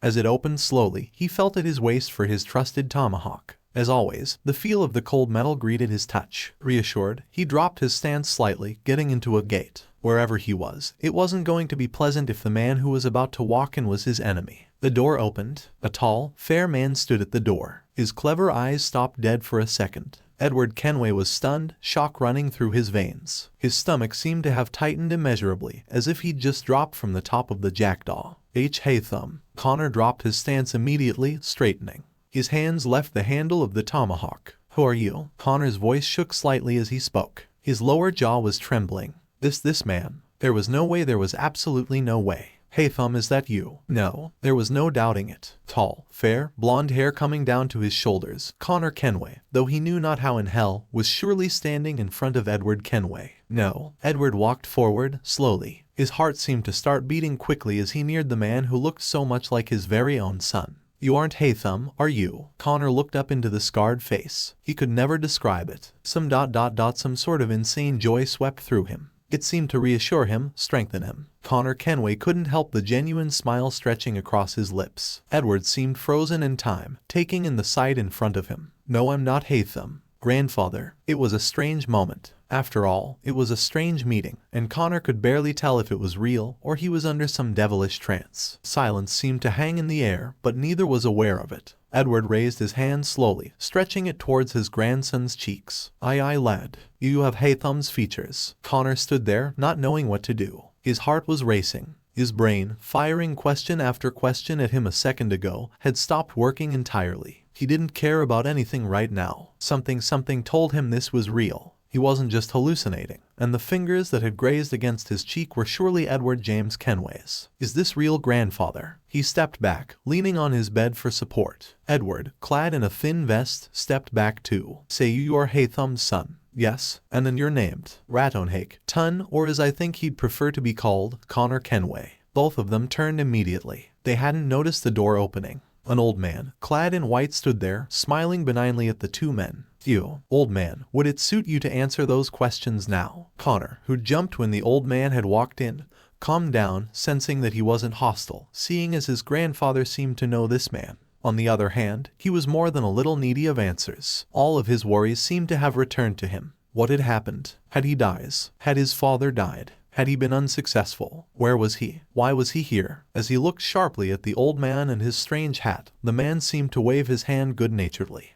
My apologies, Edward and Connor. It is nice to meet you both. Yes, I can agree, it's been a bit of a shock for the two of you. However, before I answer your questions, it is imminent for you to see our third guest. He turned towards his masked attendant, signaling him. Nodding, the man turned and walked out, his footsteps echoing. A minute seemed to pass. Neither of them spoke. The old man had taken to observing the two assassins. Edward was flexing his arms and legs, while Connor had leaned back to sit in his bed. And then, finally, they could hear footsteps. This time, both of them could tell it was that of more than just a single man's. An eternity seemed to pass as the sound grew louder and louder. The noise reached a crescendo, and stopped just as Haytham Kenway came into view. A few hours ago, with Naruto, Kirinayu couldn't help it. She tried as hard as possible to look disapproving, yet the smile wouldn't leave her face, even as Anko was nearly dying with laughter, banging the table violently with her fists. Finally, she stifled her laughter, eyes streaming, and clapped Uzumaki Naruto on the back. Kid, I like you. Thanks. So, I should have suspected, Kurenai said, laughing. That's how you beat Kakashi. Yeah,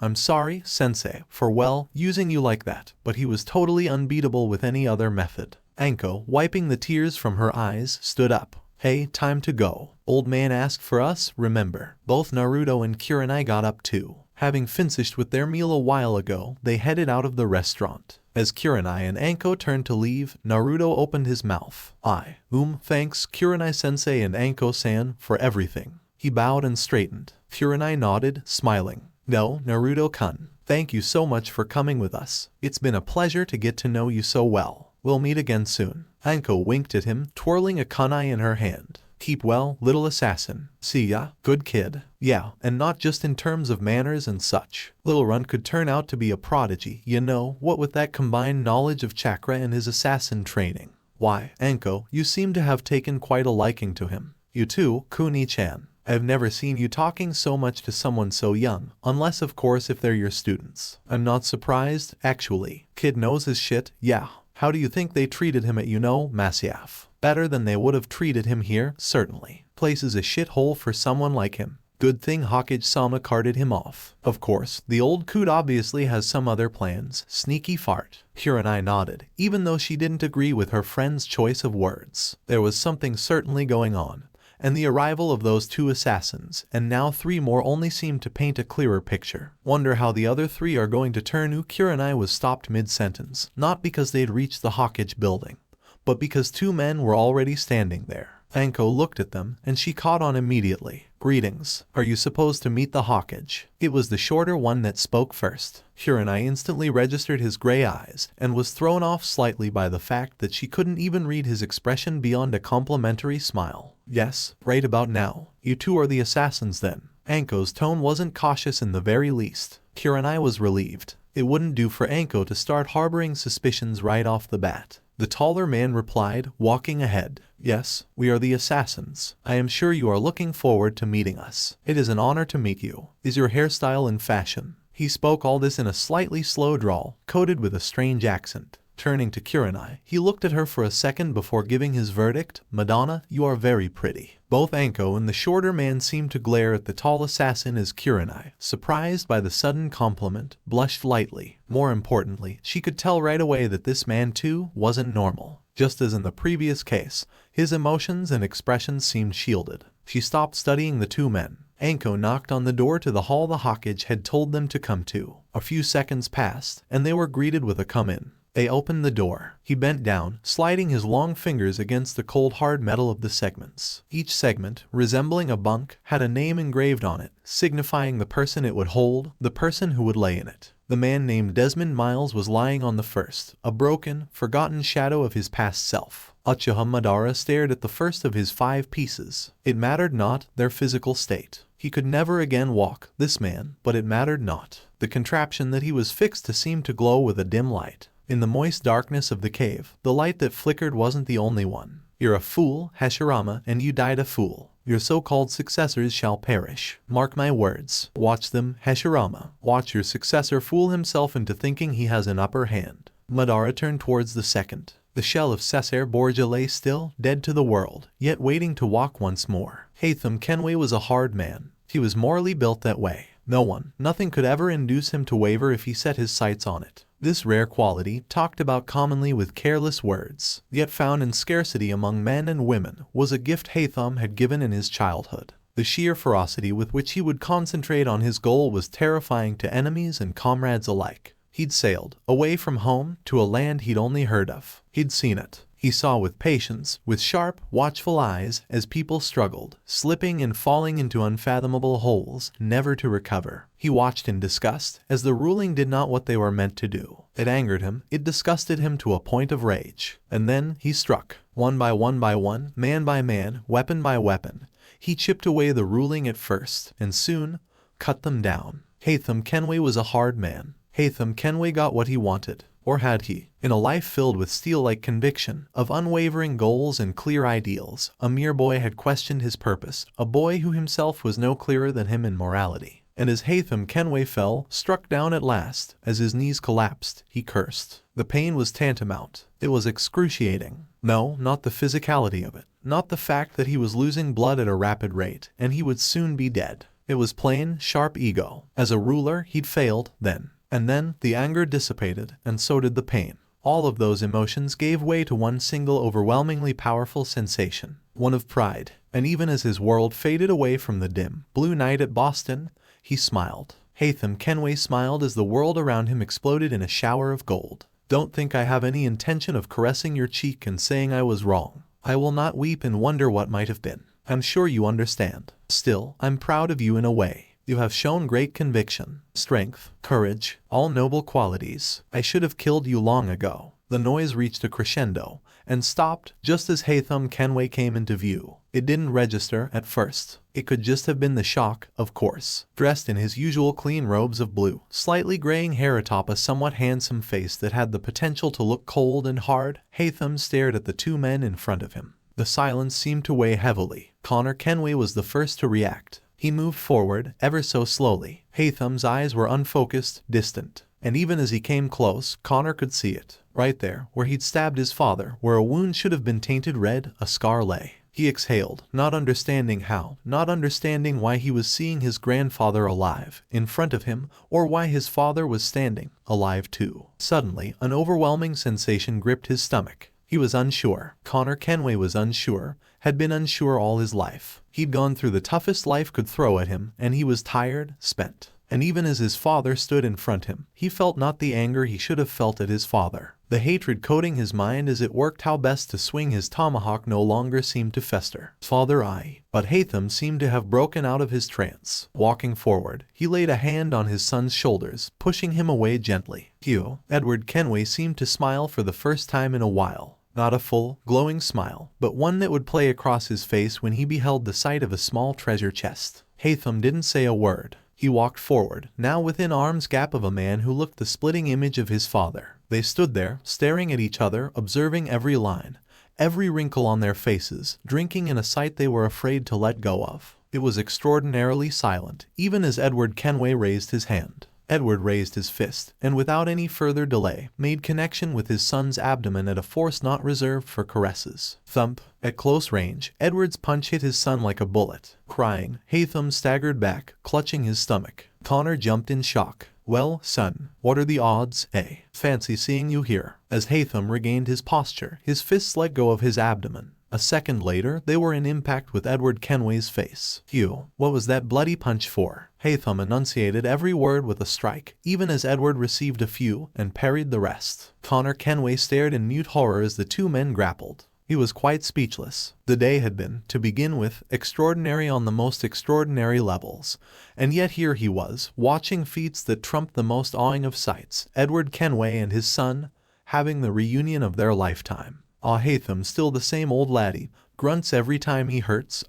Haytham's face was a mix of fury and shock, even as he broke free of the man's strong arms to deliver a blow to his chest. Yes, son, I am.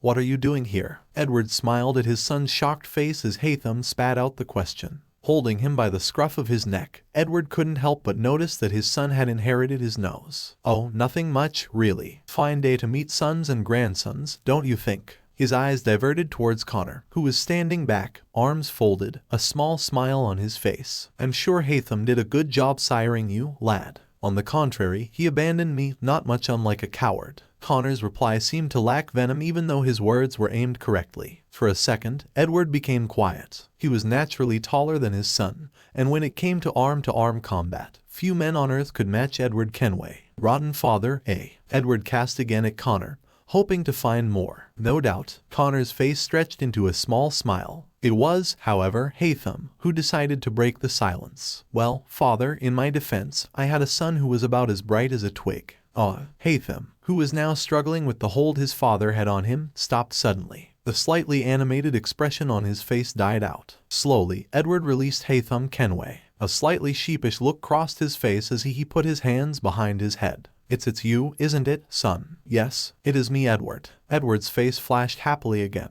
even as he noted his son's use of his name. No chance of father then. Don't flatter yourself. You look about as old as me. And you, lad. You too, he motioned at his grandson. You don't look much older than any of us, and yet, Haytham should be much. Edward Kenway was stopped when Hiruzen Sarutobi raised his hand. He was quite surprised, too. In all the chimichanga, he'd quite forgotten the old sod in his motley dress. All three of them fell silent, not out of any sort of respect for the man's age, but out of need for slaking their confusion. I see that the three of you have bonded, is putting it strongly. Hiruzen had been surprised, albeit pleasantly, at the manner in which the three Kenways had handled their strange meeting. It was, after all, a shock of the highest degree to meet one another, but what had impressed him most was Edward Kenway's attitude. His gruff, offhand way in which he'd conversed with him, and with Haytham Kenway had provided Hiruzen with an insight into Edward. Now, as I'm sure you're aware, this isn't quite where the three of you are supposed to be. You, Edward Kenway, were stranded at an island that wasn't quite mappable, facing a harsh, cruel death. You, Haytham Kenway, had fallen in combat to your son. And finally, you, my son, were facing mental collapse,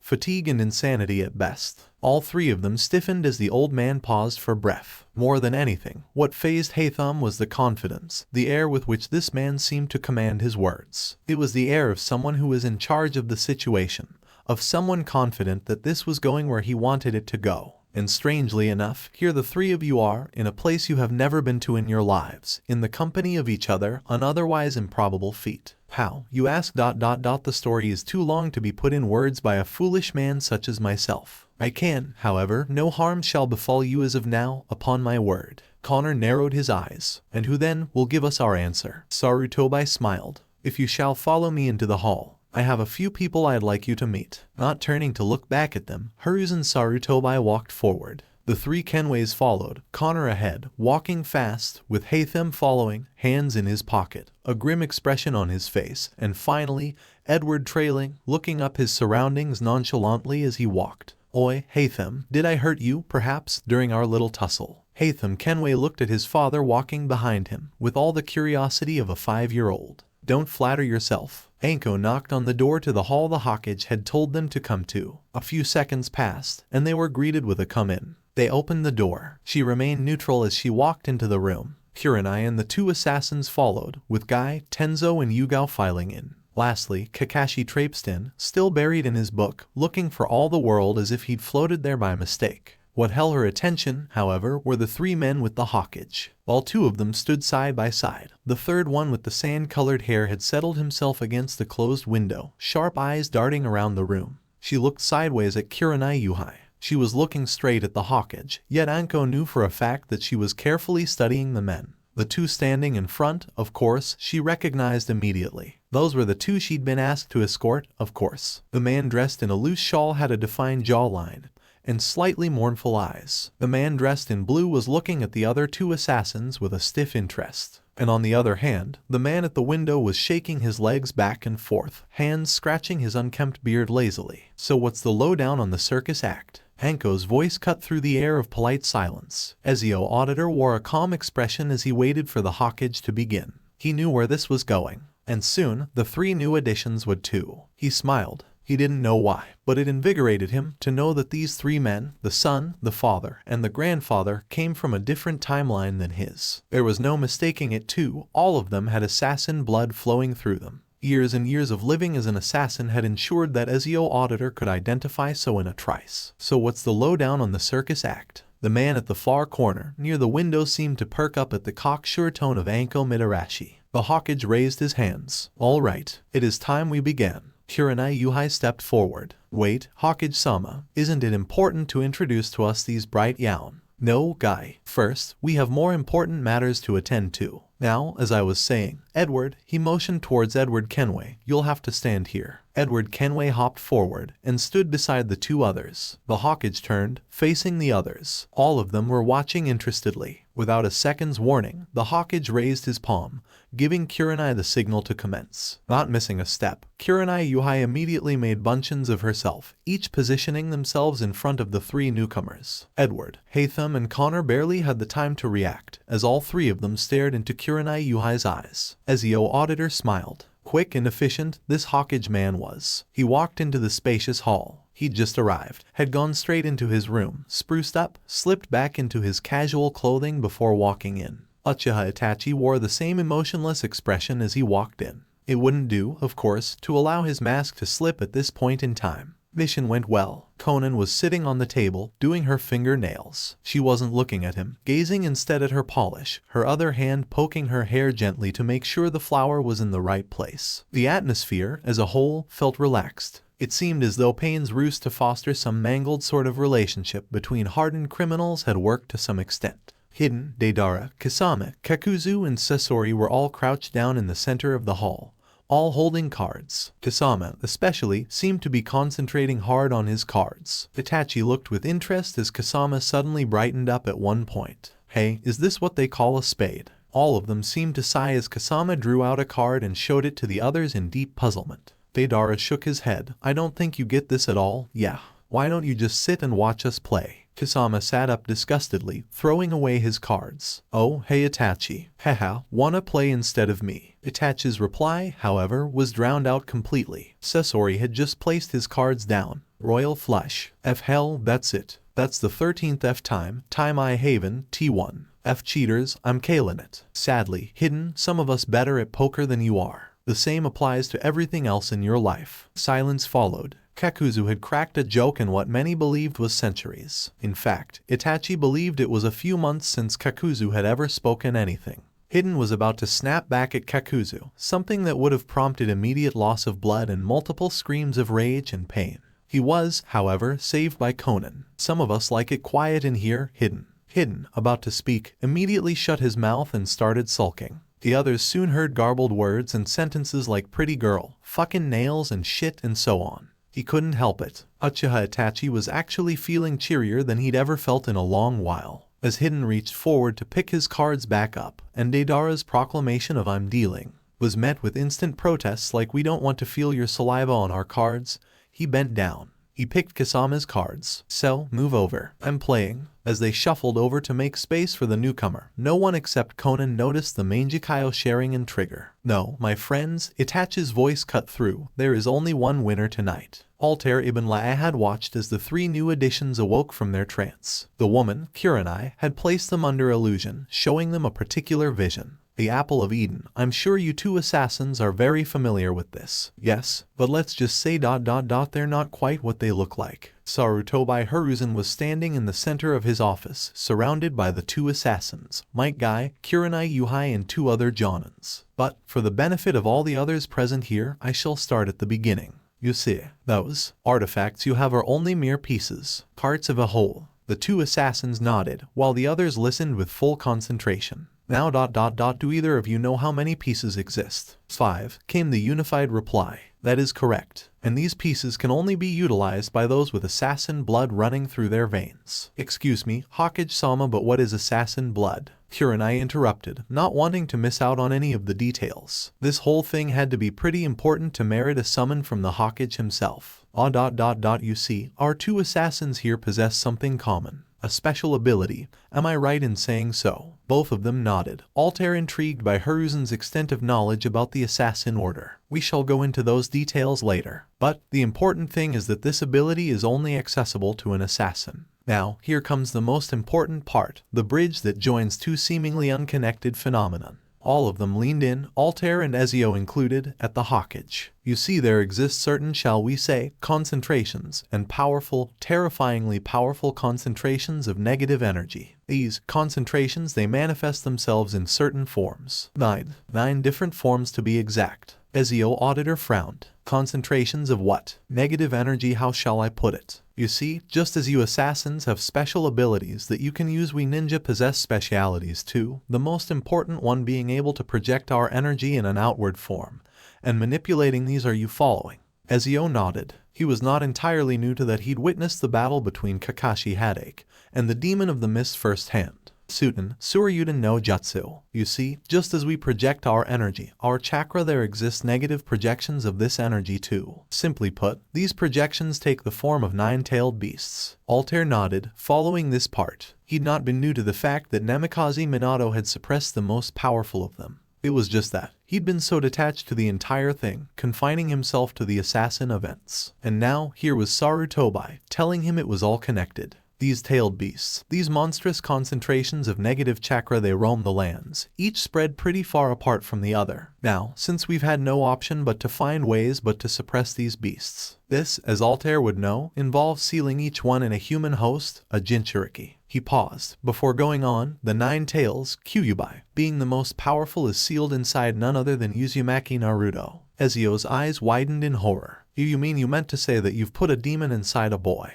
The SomeDamn raised his hand to quell Ezio. Wait, let me finish, Ezio Auditor. Now, although we've managed to seal each beast inside a human, the process is highly unstable, resulting in a shaky situation. These beasts, you must understand, are monstrous creations. Therefore, in order to, shall I put it like this, provide an extra protection mechanism, we have. And to Altair's shock, Sarutobi pointed at his robes, undoubtedly signifying the apple. The Apple of Eden, split into 5 pieces. Each piece possesses its own unique power, its own specialty. But, when combined, when all 5 of them are brought together, when all 5 are fused, and when all 5 become one, that is when the true power of the apple is realized. The terrifying power, the implication of the fact that, for the first time, man shall control power, and not the other way around. All of them were holding their breaths as the Hawkage revealed his information. You see, my friends, Ezio Auditor is not a man from this certain timeline. He comes from around about 200 years from today. And the purpose of his summoning here, to have transcended the very rules of nature, to have bent its very laws and snatched him away, to be brought here is this: to protect not just that piece of Eden, which is now being coveted by an unknown force, but no, to protect lives, to protect. The Hawkage stopped, breathless and in earnest. To protect the world, to protect from this foolish oppressor, this entity that wants to possess the apple, to control the beasts. My friends, to protect this feeble old man who has entered into a contest with the devil himself. He stopped and looked at Ezio and Altair before bowing. The blonde-haired man was the first to open his eyes. He didn't say anything. He turned around to look at them. Meanwhile, the other 2 opened their eyes slowly. No one dared say anything. Altair knew well why. It was, indeed, a harsh introduction for these assassins into the world of shinobi, more so, to this timeline. All 3 of them didn't have much time to adjust. And yet, looking at Edward Kenway, Altair felt strange. He was an assassin, from what Sarutobi had told him. But he looked uncanny. His build wasn't seedy at all, and Altair could sense that those muscles were doing a good job of hiding the man's true power. It was just that it felt strange, seeing someone from the Assassin's Creed, seeing a man 500 years into the future capable of wearing that outfit. Moreover, a man who was capable of handling something so big, an event like this, crossing over whole timelines, with all the weight and care of a child, piqued Altair's curiosity. In his opinion, any man like that was worth looking into. His grandson, on the other hand, was a little easier to read through. Connor Kenway looked as though he could pack quite the brute force in every strike. He looked straightforward, forthright and honest. All qualities Altair found were underestimated. And finally, the father, Haytham. The moment Altair had laid eyes on him, he'd figured. As much as the man had assassin blood flowing through his veins, it was clear his allegiance was bound elsewhere. There was no mistaking it. Haytham Kenway was a Templar. Altair, however, didn't react. He was past the stage of judging merely by creed. He knew for a fact that what Hiruz and Sarutobi had in mind, who they were fighting, was far beyond the Assassin-Templar conflict. It surprised him, but Haytham Kenway seemed like an interesting man. "Are you all right?" The Hawkage's clear voice punctuated the still atmosphere. Slowly, the 3 of them nodded. The Hawkage waited. It was Haytham who spoke first. "So here I am, then, killed by my son, an assassin, brought back, dragged into some sort of different time. If you will, a Templar in the midst of assassins, working for strange people." Ezio nodded, looking at him. As Haytham paused, Connor continued. "Working against some unknown evil, capable, you think, of mass destruction on a never-before-seen scale. And you have summoned us, 5 men with the vision, capable of controlling these pieces, in order to defeat this." "It does sound like perfect tosh, of course," Haytham said, covering his head in his hands. "And yet, all that has happened so far has been far, far from ordinary." He paused, only to be interrupted by Edward. Edward stood up. "You know what, mate?" He looked at the Hawkage. "Sod all you jollies in white, with your fancy ideals, and sod your plan, and sod your war. As long as unpredictability lies about, I'll be a part of your merry crew." Silence met the man's stout proclamation. And then Ezio Auditor walked forward. "May I be the first to show you to your outfit and weapons, Edward?" Dawn broke late that day for Uzumaki Naruto. The wind seemed to flick past his forehead as he sat on his balcony. A lone light flickered in the side, barely putting up a fight against the darkness. The cold barely dented him, having grown up in far harsher conditions at Masyaf. And as he stared at the dark, deserted streets under his house, a smile crept onto his young face. A lone figure was walking outside, and he didn't need the silhouette to tell him it was Sasuke. Of course, it was a pleasant surprise to have anyone visit him, not to mention at 5:30 in the morning. Well, standing up slowly, Naruto leaned over his balcony. Down below, Sasuke seemed to have stopped in apparent confusion as to which door to enter. Stretching his legs for a second, he leapt onto the railing with perfect balance. Barely wasting a second, Uzumaki Naruto leaped, as though he'd been doing it all his life. Uchiha Sasuke barely had the time to react. 1 second he was outside the door, the next second, someone had dropped onto him from top, pushing him quite painfully onto the ground. One hand covered his mouth tightly. There was no mistaking it, as he felt cold metal press onto the underside of his chin. One move, and you're dead. Gone. Vanished. Vamoosed. He shook his head free of the boy's grasp and hissed, very fucking funny. Great trick to be playing at 5 in the morning, retard. I try. Get off of me, you big sack of shit. Get off. I need to talk. Ooh, Sasuke chow on, wheelie, senpai. Fuck you. The silence was soothing. It wasn't forced, nor was it tense. The low hum of the Uzumaki's voice melded into the early morning wind. He was leaning against the parapet, next to his dark-haired friend. Neither of them spoke. Stronger, Uzumaki. I need to become better than I am. I want to think faster and exec. Why? What do you mean, why? Do you try to be strong so you can beat me? Or maybe beat others? Is that where your strength will be directed?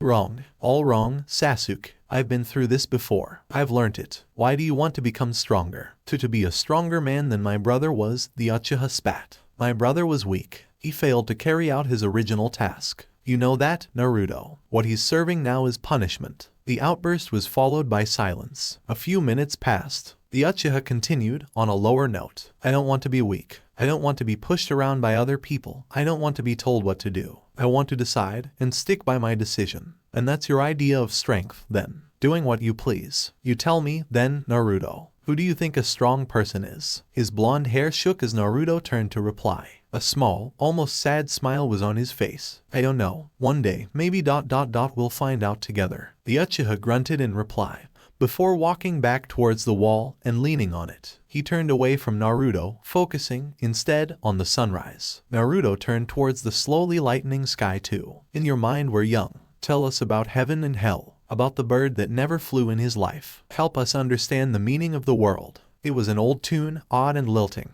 The notes sounded placid, calming, and yet it had a slight feel of anticipation, some tension to it. Long ago, he'd heard his master sing the tune. It was based on an exotic scale, one that went very well with that promise of dawn, of new beginnings and promises, of a heart that could be mended and love that could be renewed. He didn't know why he'd remembered it just then. It just seemed to fall in place, singing to an unknown storyteller, asking him to tell us all about everything. The lone boy sat on the swing. He kicked back. The swing seemed to emit a nostalgic rumble before setting off. Back and forth, and in no time, Uzumaki Naruto was feeling the swoosh as he rushed downward. Dawn was starting to wear thin, as the boys swung forth in the swing at the academy. All of them, the genin members and their respective senseis, were summoned by the Hokage after a long sabbatical. Naruto couldn't wait, personally. He had a whole bunch of things to learn. And most excitingly, he was eager to actually commence the swordplay lessons. The tiniest of smiles crept onto his face as he slowed down,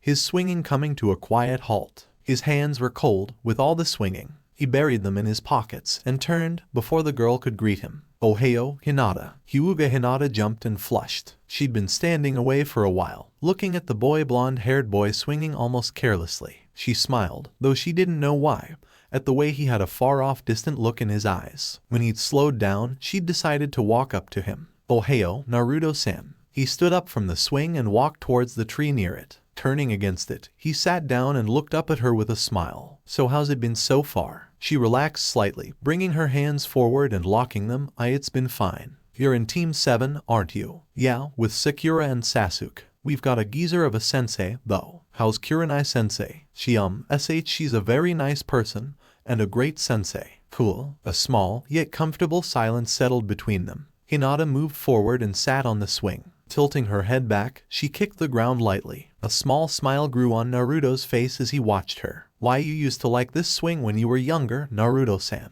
She turned back, looking at him as she swung. Naruto's eyes twinkled, surprised at the fact that she remembered the detail about him. Yeah, nice of you to remember, huh? She turned forward quickly, lest he saw her face reddening. She didn't know why, but it didn't feel all that hard talking to the Uzumaki. Of course, they'd still only exchanged a few sentences, but somehow, it didn't feel as difficult as she'd thought it would. For Hyuga Hinata, a lot of things had been difficult. Being born into an esteemed clan, more so as the daughter of the clan head, wasn't by any means easy. Her childhood hadn't been the happiest. People would point at her, whisper things that she didn't know. It made her feel out of place. But slowly, with the help of a loving mother, she grew up as a happy girl. Her mother cared for her, understood how it felt, and told her how to handle it. She wasn't overprotective of her elder daughter, nor did she spoil her. The girl was naturally shy, but her father saw to her confidence. True, he was emotionless, and not someone a young girl could have embraced or kissed whenever she wanted to. And yet, he was not distant and uncaring. He barely showed emotion, but when he did, it was disguised under a piece of advice or a telling off. Hyuga Hinata grew up to understand how things worked. When she was 6 years old, her father first took her to the family dojo. She'd been frightened of all the loud voices and the strange stares, but she needn't have been. As she watched her father dressed in loose garments and a young boy spar, she started to marvel at the way they moved. The boy wasn't far older than her, and yet he exuded confidence as he stood up against Hyuga Hayashi. She gasped when her father, right at the end of the bout, moved aggressively to plant a kick on the boy's thigh. A young man sitting next to her smiled as she did so. She looked up at him. As the others clapped at the end of the bout, the boy who'd been fighting turned. It was only fleeting, but it was terrifying for the girl. The boy's glare lay etched in her mind. She looked up nervously. The young man she was sitting next to ruffled her head as he got up, next in line to spar. She watched. When at last everyone had finished, something surprising happened. Her father clapped attention to everyone. Before she knew what was happening, her name was announced. She jumped, not knowing what to do. The young man she was sitting next to caught her hand reassuringly. Getting up, he guided her towards the center. She looked up at her father. He wasn't smiling, and yet a calm expression anointed his face. "I am sure you have observed, Hinata-sama. Can you try to get into a stance?" The man who was guiding her spoke in a low voice, looking straight into her eyes. Hinata herself was petrified, her heart beating 19 to a dozen. Slowly, she copied her predecessor's base stance. Her heart skipped a beat as her guide moved away, and she looked up at her father. He was tall, towering over her. She shook lightly, and yet, even as her father's hand moved slowly at her stomach, some inexplicable force drew her small right hand forward. Little Hyuga Hinata blocked her father's punch. As the others broke into applause, her father's mask broke into a smile. "Well done, Hina-chan. You guys are here already." Kiba, Shino, Ino, Choji, and Sakura walked into the compound, heading for the spot where Naruto and Hinata stood. "What's up, Naruto? How's life?" Kiba's brisk greeting elicited a smile from the blonde-haired boy. "Fine. Going about. Wonder what the Hawkage planned for us." Ino's statement was met with agreeing nods and HMs from the crowd of genin. As they all sat down in a small circle, a Burame Shino was the first to speak. "Naruto, I've seen you practicing with those two men." His voice was stoic and colorless, but the others grew interested immediately. The subject of Naruto and the two men was apparently of great interest among the others. Naruto grinned at the group, leaning back. "Well, since a few here don't know much, I'll go ahead. I'm an assassin," his statement, of course, drawing stares from Kiba and Hinata. "And before you all go up in smoke, the assassins are certain people, quite disconnected from our lives here at Konoha. They live pretty far away and all that. Now, the Hawkage carted me off to this place called Masyaf to put me under this guy named Altair." As he paused to draw breath,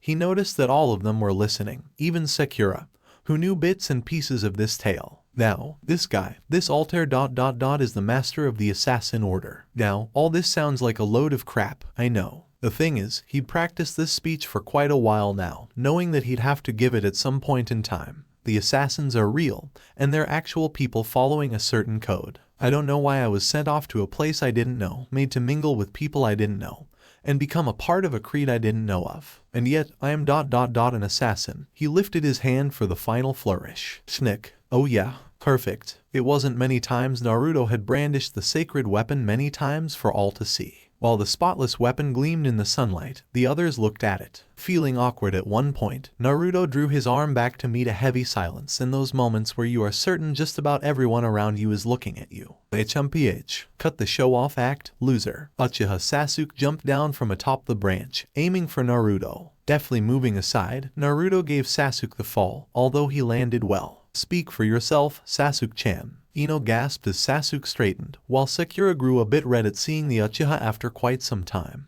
Kiba and Choji looked up at Sasuke with neutral expressions while Shino looked up at him with an expression that redefined neutral expressions. "Greetings, Uchiha. HM." And after this emotional exchange, the group once again settled into silence. Naruto leaned back again, while the Uchiha stood a distance apart. Both Sakura and Ino had gotten into a whisper war centered around Sasuke. Kiba sighed. "Man, where are the senseis? And wasn't one more team, like, summoned?" "Yeah, who?" Choji looked at the rest of them. "You know, the team with the weird sensei." His voice dropped into a whisper, "the green spandex man." Well, at any rate, the Uchiha's drawl drew their attention.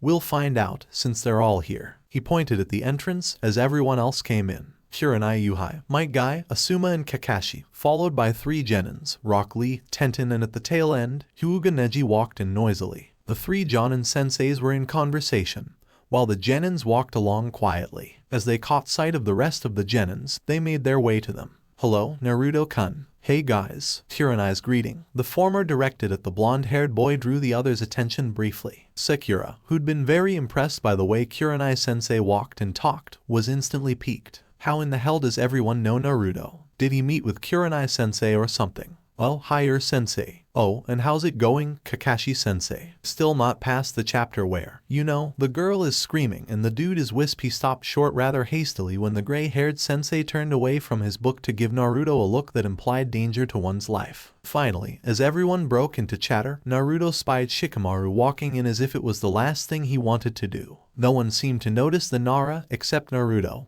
who gave him a quick wave. Looking at him for a second, Shikamaru waved back before sitting down and promptly closing his eyes. And even as he saw Asuma reaching forward and giving the members of his group high fives, he fell silent immediately, as did the others. Ah, it is fine to see you are all well. The voice of Hiruzen Sarutobi instantly heralded silence. He'd walked in, accompanied by 2 men dressed in white. Naruto met his master's eyes, while Ezio waved at him and Sakura good-naturedly. Silence presided. Everyone waited with bated breath to hear the Hokage speak. I'm sure, Jonins and Genins alike, all of you are waiting to hear what this old man is up to. Therefore, I shall waste no more time. I would like to introduce to you, my friends. He paused, with a broad smile on his face, looking at the Genin's expectant faces. A few people who I am very pleased to say have joined our ranks. Attention was immediately on the 2 assassins. Ino and Hinata even stole a look at Naruto for a second, knowing that he knew them. On this note, I would like my 2 friends to introduce themselves to you. A small pause followed. The group of people had all sat down when the Hokage had motioned for them to. Sarutobi stood a distance in front of them, facing them, and the 2 assassins stood behind him. At the words of the old man, the shorter of the 2 assassins walked forward.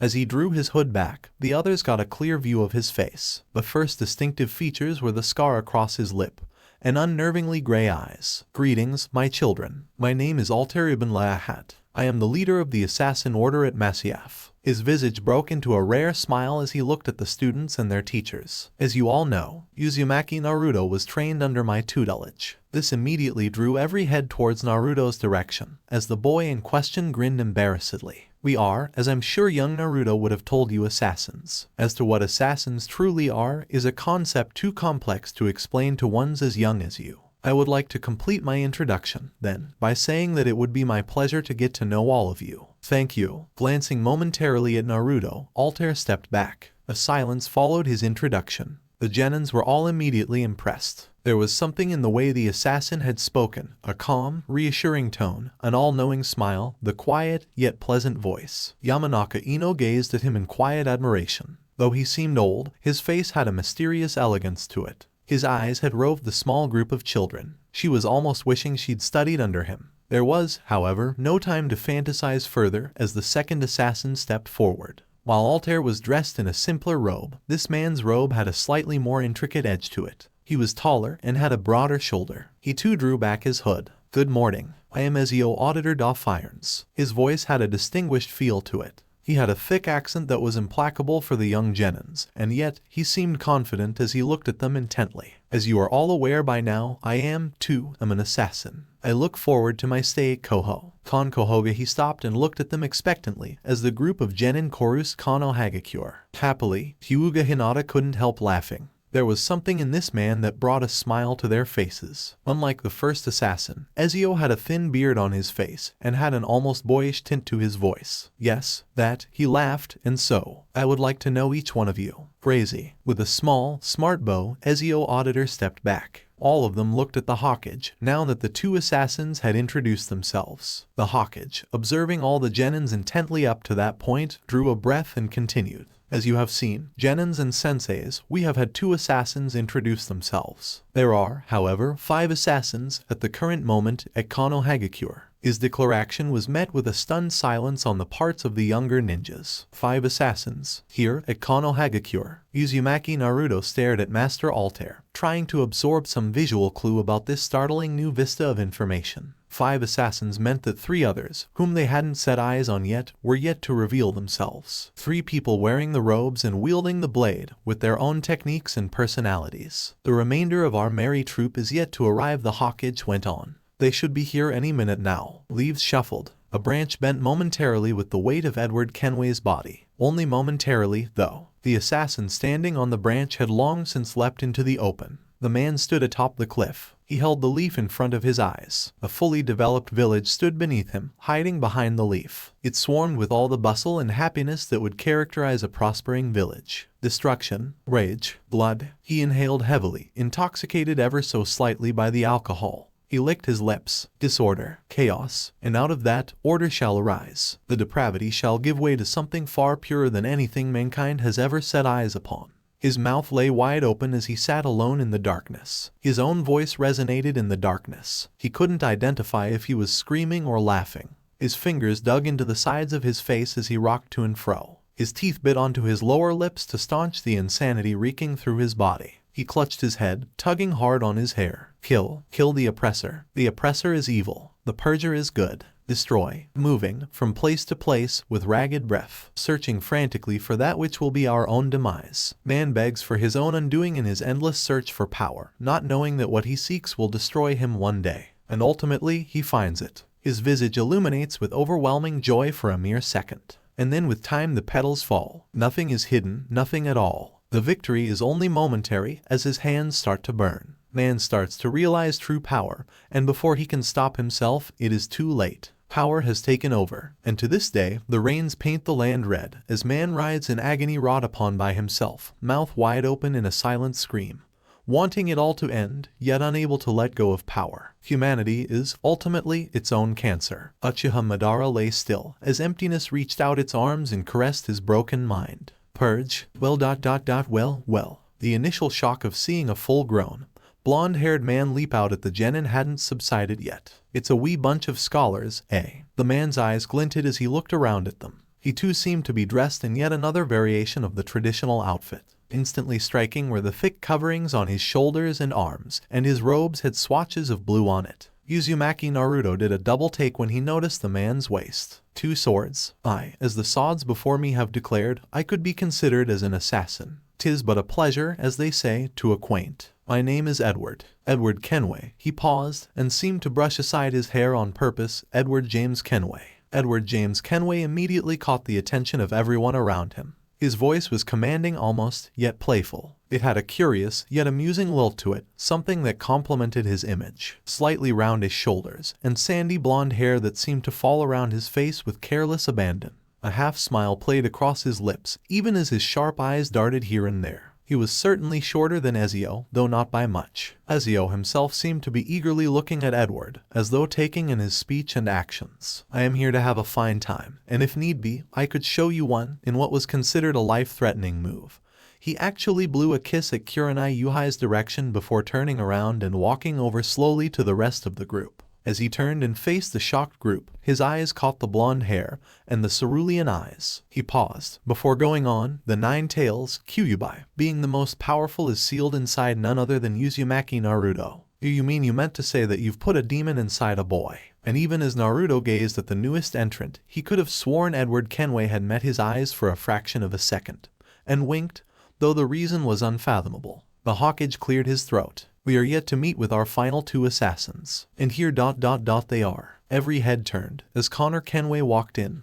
Hood drawn, head bent, followed at a distance by Haytham Kenway. The moment Naruto laid eyes on the man dressed in stark contrast from the rest, he knew there was a difference. He was dark, and several lines ran across his forehead. While Edward had been jovial and energetic, this certain man's body language seemed to indicate indifference. The man dressed in white walked up to them first. Greetings. His voice immediately seemed to strike the group. It was low, and yet it seemed to have a slightly caustic streak to it. My name is Connor Kenway. It's a pleasure to meet. He drew his hood back to reveal his face. The assembled group silently observed the man. The first thing that seemed to strike just about everyone was that he could pack a wallop. He seemed built, with a broad shoulder and toned biceps. His dark, scarred face looked on at them unsmilingly, and yet Connor Kenway couldn't have stated he wasn't enjoying this. His weapon of choice wasn't a secret either. Uchiha Sasuke knew he wasn't the only one staring at a sort of hatchet, though with a very straight shaft hanging loosely by the man's waist. Connor Kenway took in the sight. There were quite a few young children, probably not older than 13,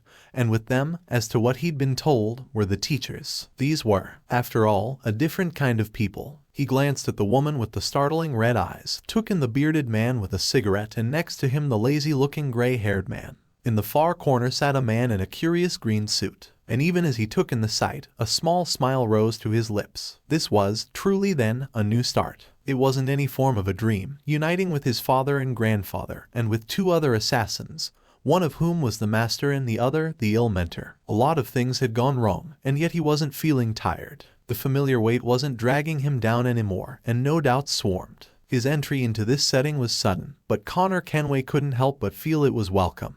And finally, the man named Haytham Kenway stood in front of the group. In stark contrast, he wore long robes of blue. His hair was pulled backwards. His features were sharp. The face was emotionless, and the eyes observant. His hands were at his back as he surveyed the group with mild interest. Finally, after a minute or so, he spoke. "My name is Haytham Kenway. I am not an assassin." This statement seemed to catch everyone except the previous assassins and the Hawkage off guard. "I do, however, possess certain traits ... that I could pass for one." He didn't bow as he finished his short introduction. He simply turned and took his place. Uzumaki Naruto didn't know what to make of it. This was it then. 5 men, all summoned by the Hawkage, for a reason he didn't know. And yet, it sent an odd tingle down his spine. For the first time in his life, he thought about what it truly meant for him to be an assassin. Could he then hope to stand with these men one day? Each of them had the blade, and each of them possessed the vision. The Jinchuriki bit his lip. The Visio. It was awe-inspiring for the boy. He'd always been told it wasn't something that he would obtain just yet. But here were 5 men, all capable of doing that. Suddenly, he felt an overwhelming sensation. He understood how it felt, that need to become stronger. He could sympathize with the Uchiha, although he was skeptical of his friend's purpose, or even lack thereof. This was it. There were 5 of his kind standing in front of him. There was so much left to learn about the assassins, about the creed, and about their techniques. And adding to it was his yearning to learn about the ways of a shinobi. Again, they were all there, in front of him, all sources of technique upon technique, skills and methods, patterns he was yet to identify. Every head turned, as the boy in the gray hoodie stood up. "It's great to have you guys here. Let's blow some shit up." Silence, and then another boy stood up. Uchiha Sasuke stood next to Naruto, hands in his pockets, looking at the 5 men. What he said. Nara Shikamaru stood up. "It'll be a drag, but I wanna know more." "Yeah." And as every one of the members of the group that had assembled that morning in the academy stood up to nod consent, Hiruzen Sarutobi smiled. Altair Ibn Lai had nodded, while Ezio Auditor gave them another bow. Edward Kenway clapped slowly, while Connor Kenway looked at them with a slight smile. Haytham Kenway stared at the group silently, and then he turned, locking eyes with Hiruzen Sarutobi. A small nod. Haytham Kenway turned. "Ah well, it wouldn't do much harm to indulge the man, would it? In order to make things a little easier for our assassin, I have come up with a certain division." The noise came to a stop as everyone looked towards the Hawkage. "May I ask Team 10 to assemble in front of me, please, with their Jonin-sensei." An excited Ino and Choji, followed by Shikamaru, who was surely feigning a look of boredom, stood away from the group. With Asuma Sarutobi. "You will be accompanied on your missions by Edward Kenway." Yamanaka Ino gasped as Edward turned towards the group. "Do note that this is an effective way of familiarizing the assassins with our environment. Be sure to interact with them." The Hawkage continued amidst the tense silence, ... for they have much to learn, and as much to tell. The assassins are a unique group of people. They are excellent sources of knowledge. You might pick up a thing or two from them. There is, however, only one of us who is from our land, and yet is capable of implementing many of the assassin's techniques. You would, of course, do well to interact with Uzumaki Naruto too. Naruto could feel the heat rising up his face. Exactly what had warranted the Hawkage to say that. He could feel every eye on him, and yet, though he didn't consciously acknowledge it, he felt a tad glad that the Hawkage had said that. In his heart, he knew Konoha was his home, and he belonged with these people he was standing with. And at the same time, Naruto had a strong, burning sense of pride. He was an assassin. He belonged there too. As Edward walked over to them and tugged at Shikamaru's ponytail playfully yet silently, the Hawkage continued. And now, may I ask Team 9 to assemble in front of me. Might Guy, Rockley, Tenten and Hyuga Neji came forward silently. You will be joined by Hatham Kenway on your missions. Yes, Hatham Kenway, we are pleased to welcome you onto our team. Hatham Kenway gave nothing away as he walked over towards Might Guy's squad and stood, folding his hands firmly. His eyes rested on Might Guy for a second before darting away. May I ask Team 8 to assemble in front. Kurenai Yuhai stood up, followed by Hinata, Kiba and Shino. As she stood in front, she glared at Edward, a sign that his previous actions directed at her weren't in good taste, according to her. She immediately reclaimed a smiling face when the Hawkeye spoke. You will welcome Connor Kenway into your midst. She looked at the bulky assassin. He didn't meet her eyes as he walked over. He stood silently for a second, before reaching out suddenly and stroking the puppy resting on Kiba and Yuzuka's head. Doubtful for a second, Kiba stopped worrying when Akamaru growled softly for a second before surprisingly nuzzling into the man's big fingers. Naruto, however, wasn't paying attention. Ezio and Altair were still standing away. Who would it be? Who'd be the one to join them on their missions? And finally, Team 7. You will have to accept as your auxiliary member. Ezio Auditor. Team 7 walked out of the compound. Sekiro was speechless, glancing first at Ezio, then at Naruto, and then back again. So this was what the Hawkeye had had in mind, then. She couldn't help but feel excited. Suddenly, she didn't scared of missions. In fact, she wanted to get at a mission right away. Uchiha Sasuke had his hands deep in his pockets, an unreadable expression on his face, and yet he wasn't far from feeling excited, walking in front of the tall assassin. And finally Uzumaki Naruto walked next to Ezio, wearing a grin threatening to split his face in two. Ezio guys, could you wait a minute? They stopped at the boy's interruption. But he'd already turned and sped back, shouting a thanks. The blonde-haired boy looked up at Edward Kenway, who'd up till that point had been talking politely to Asuma Sarutobi. Hi, am Naruto. The man bent down, almost leveling his face with the boy's. Greetings, lad. I'm Edward. Naruto took in the man's rough face, his thin lips and strong jawline. Pleased to meet you. Hi. Wanted to know why you use two swords. He felt like kicking himself. It seemed to sound rather stupid and awkward. Ino Yamanaka was looking inquisitively at the two of them, but turned when Edward motioned for the team to move ahead. Gimme a second, yeah. He turned back towards the blonde. You know what they say, devil. Swords are like women. Naruto looked startled at the assassin's use of the word, but could tell he was jovial as the man smiled at him. Two is always better than one, lad. You should see me wield them. Naruto. He punched the boy playfully in the stomach, effectively winding the boy could recover. He ruffled the spiky blonde hair as he straightened and walked ahead. The women, I meant. See you round, little assassin. It didn't worry the Uzumaki as he caught up to Ezio and the rest of them. They knew about him, then. They knew about the Kyuubi. And yet, Edward Kenway had seemed friendly. He felt a wave of happiness wash through him. Hey Ezio, you think I could learn to use two swords? Like the blonde man. Yes, young Naruto, it is possible. It takes time, and if you're willing to learn. Ezio Auditor put a hand on Naruto's shoulder. I have a lot of things to teach you. The night sky stretched over Konoha peacefully as the four men sat at the edge of the mountain overlooking the village. Hatham Kenway was sitting a distance away, staring thoughtfully at the horizon. Edward, Ezio and Connor was sitting together, with Altair standing on the very edge. The wind seemed to induce his robes to slide backwards elegantly as he hummed. Narrate and forget we're adults. In your mind we're young. Tell us about heaven and hell, about the bird that never flew in his life. Help us understand the meaning of the world. Oh storyteller, tell it just as they told you. Don't add anything, don't leave anything out. We could see into your mind. Narrate to make us forget this time. Leave us in the world of once upon a time. He didn't know why he'd remembered it just then. It just seemed to fall in place, singing to an unknown storyteller, asking him to tell us all about everything. So alright folks, that's all for today. Stay tuned for part 4. Do subscribe, like and share for more such videos. Also check out the story and author SomeDamn author on FANFICTIONnet. Press the bell icon to be notified first on release. See you in the next video, till then goodbye.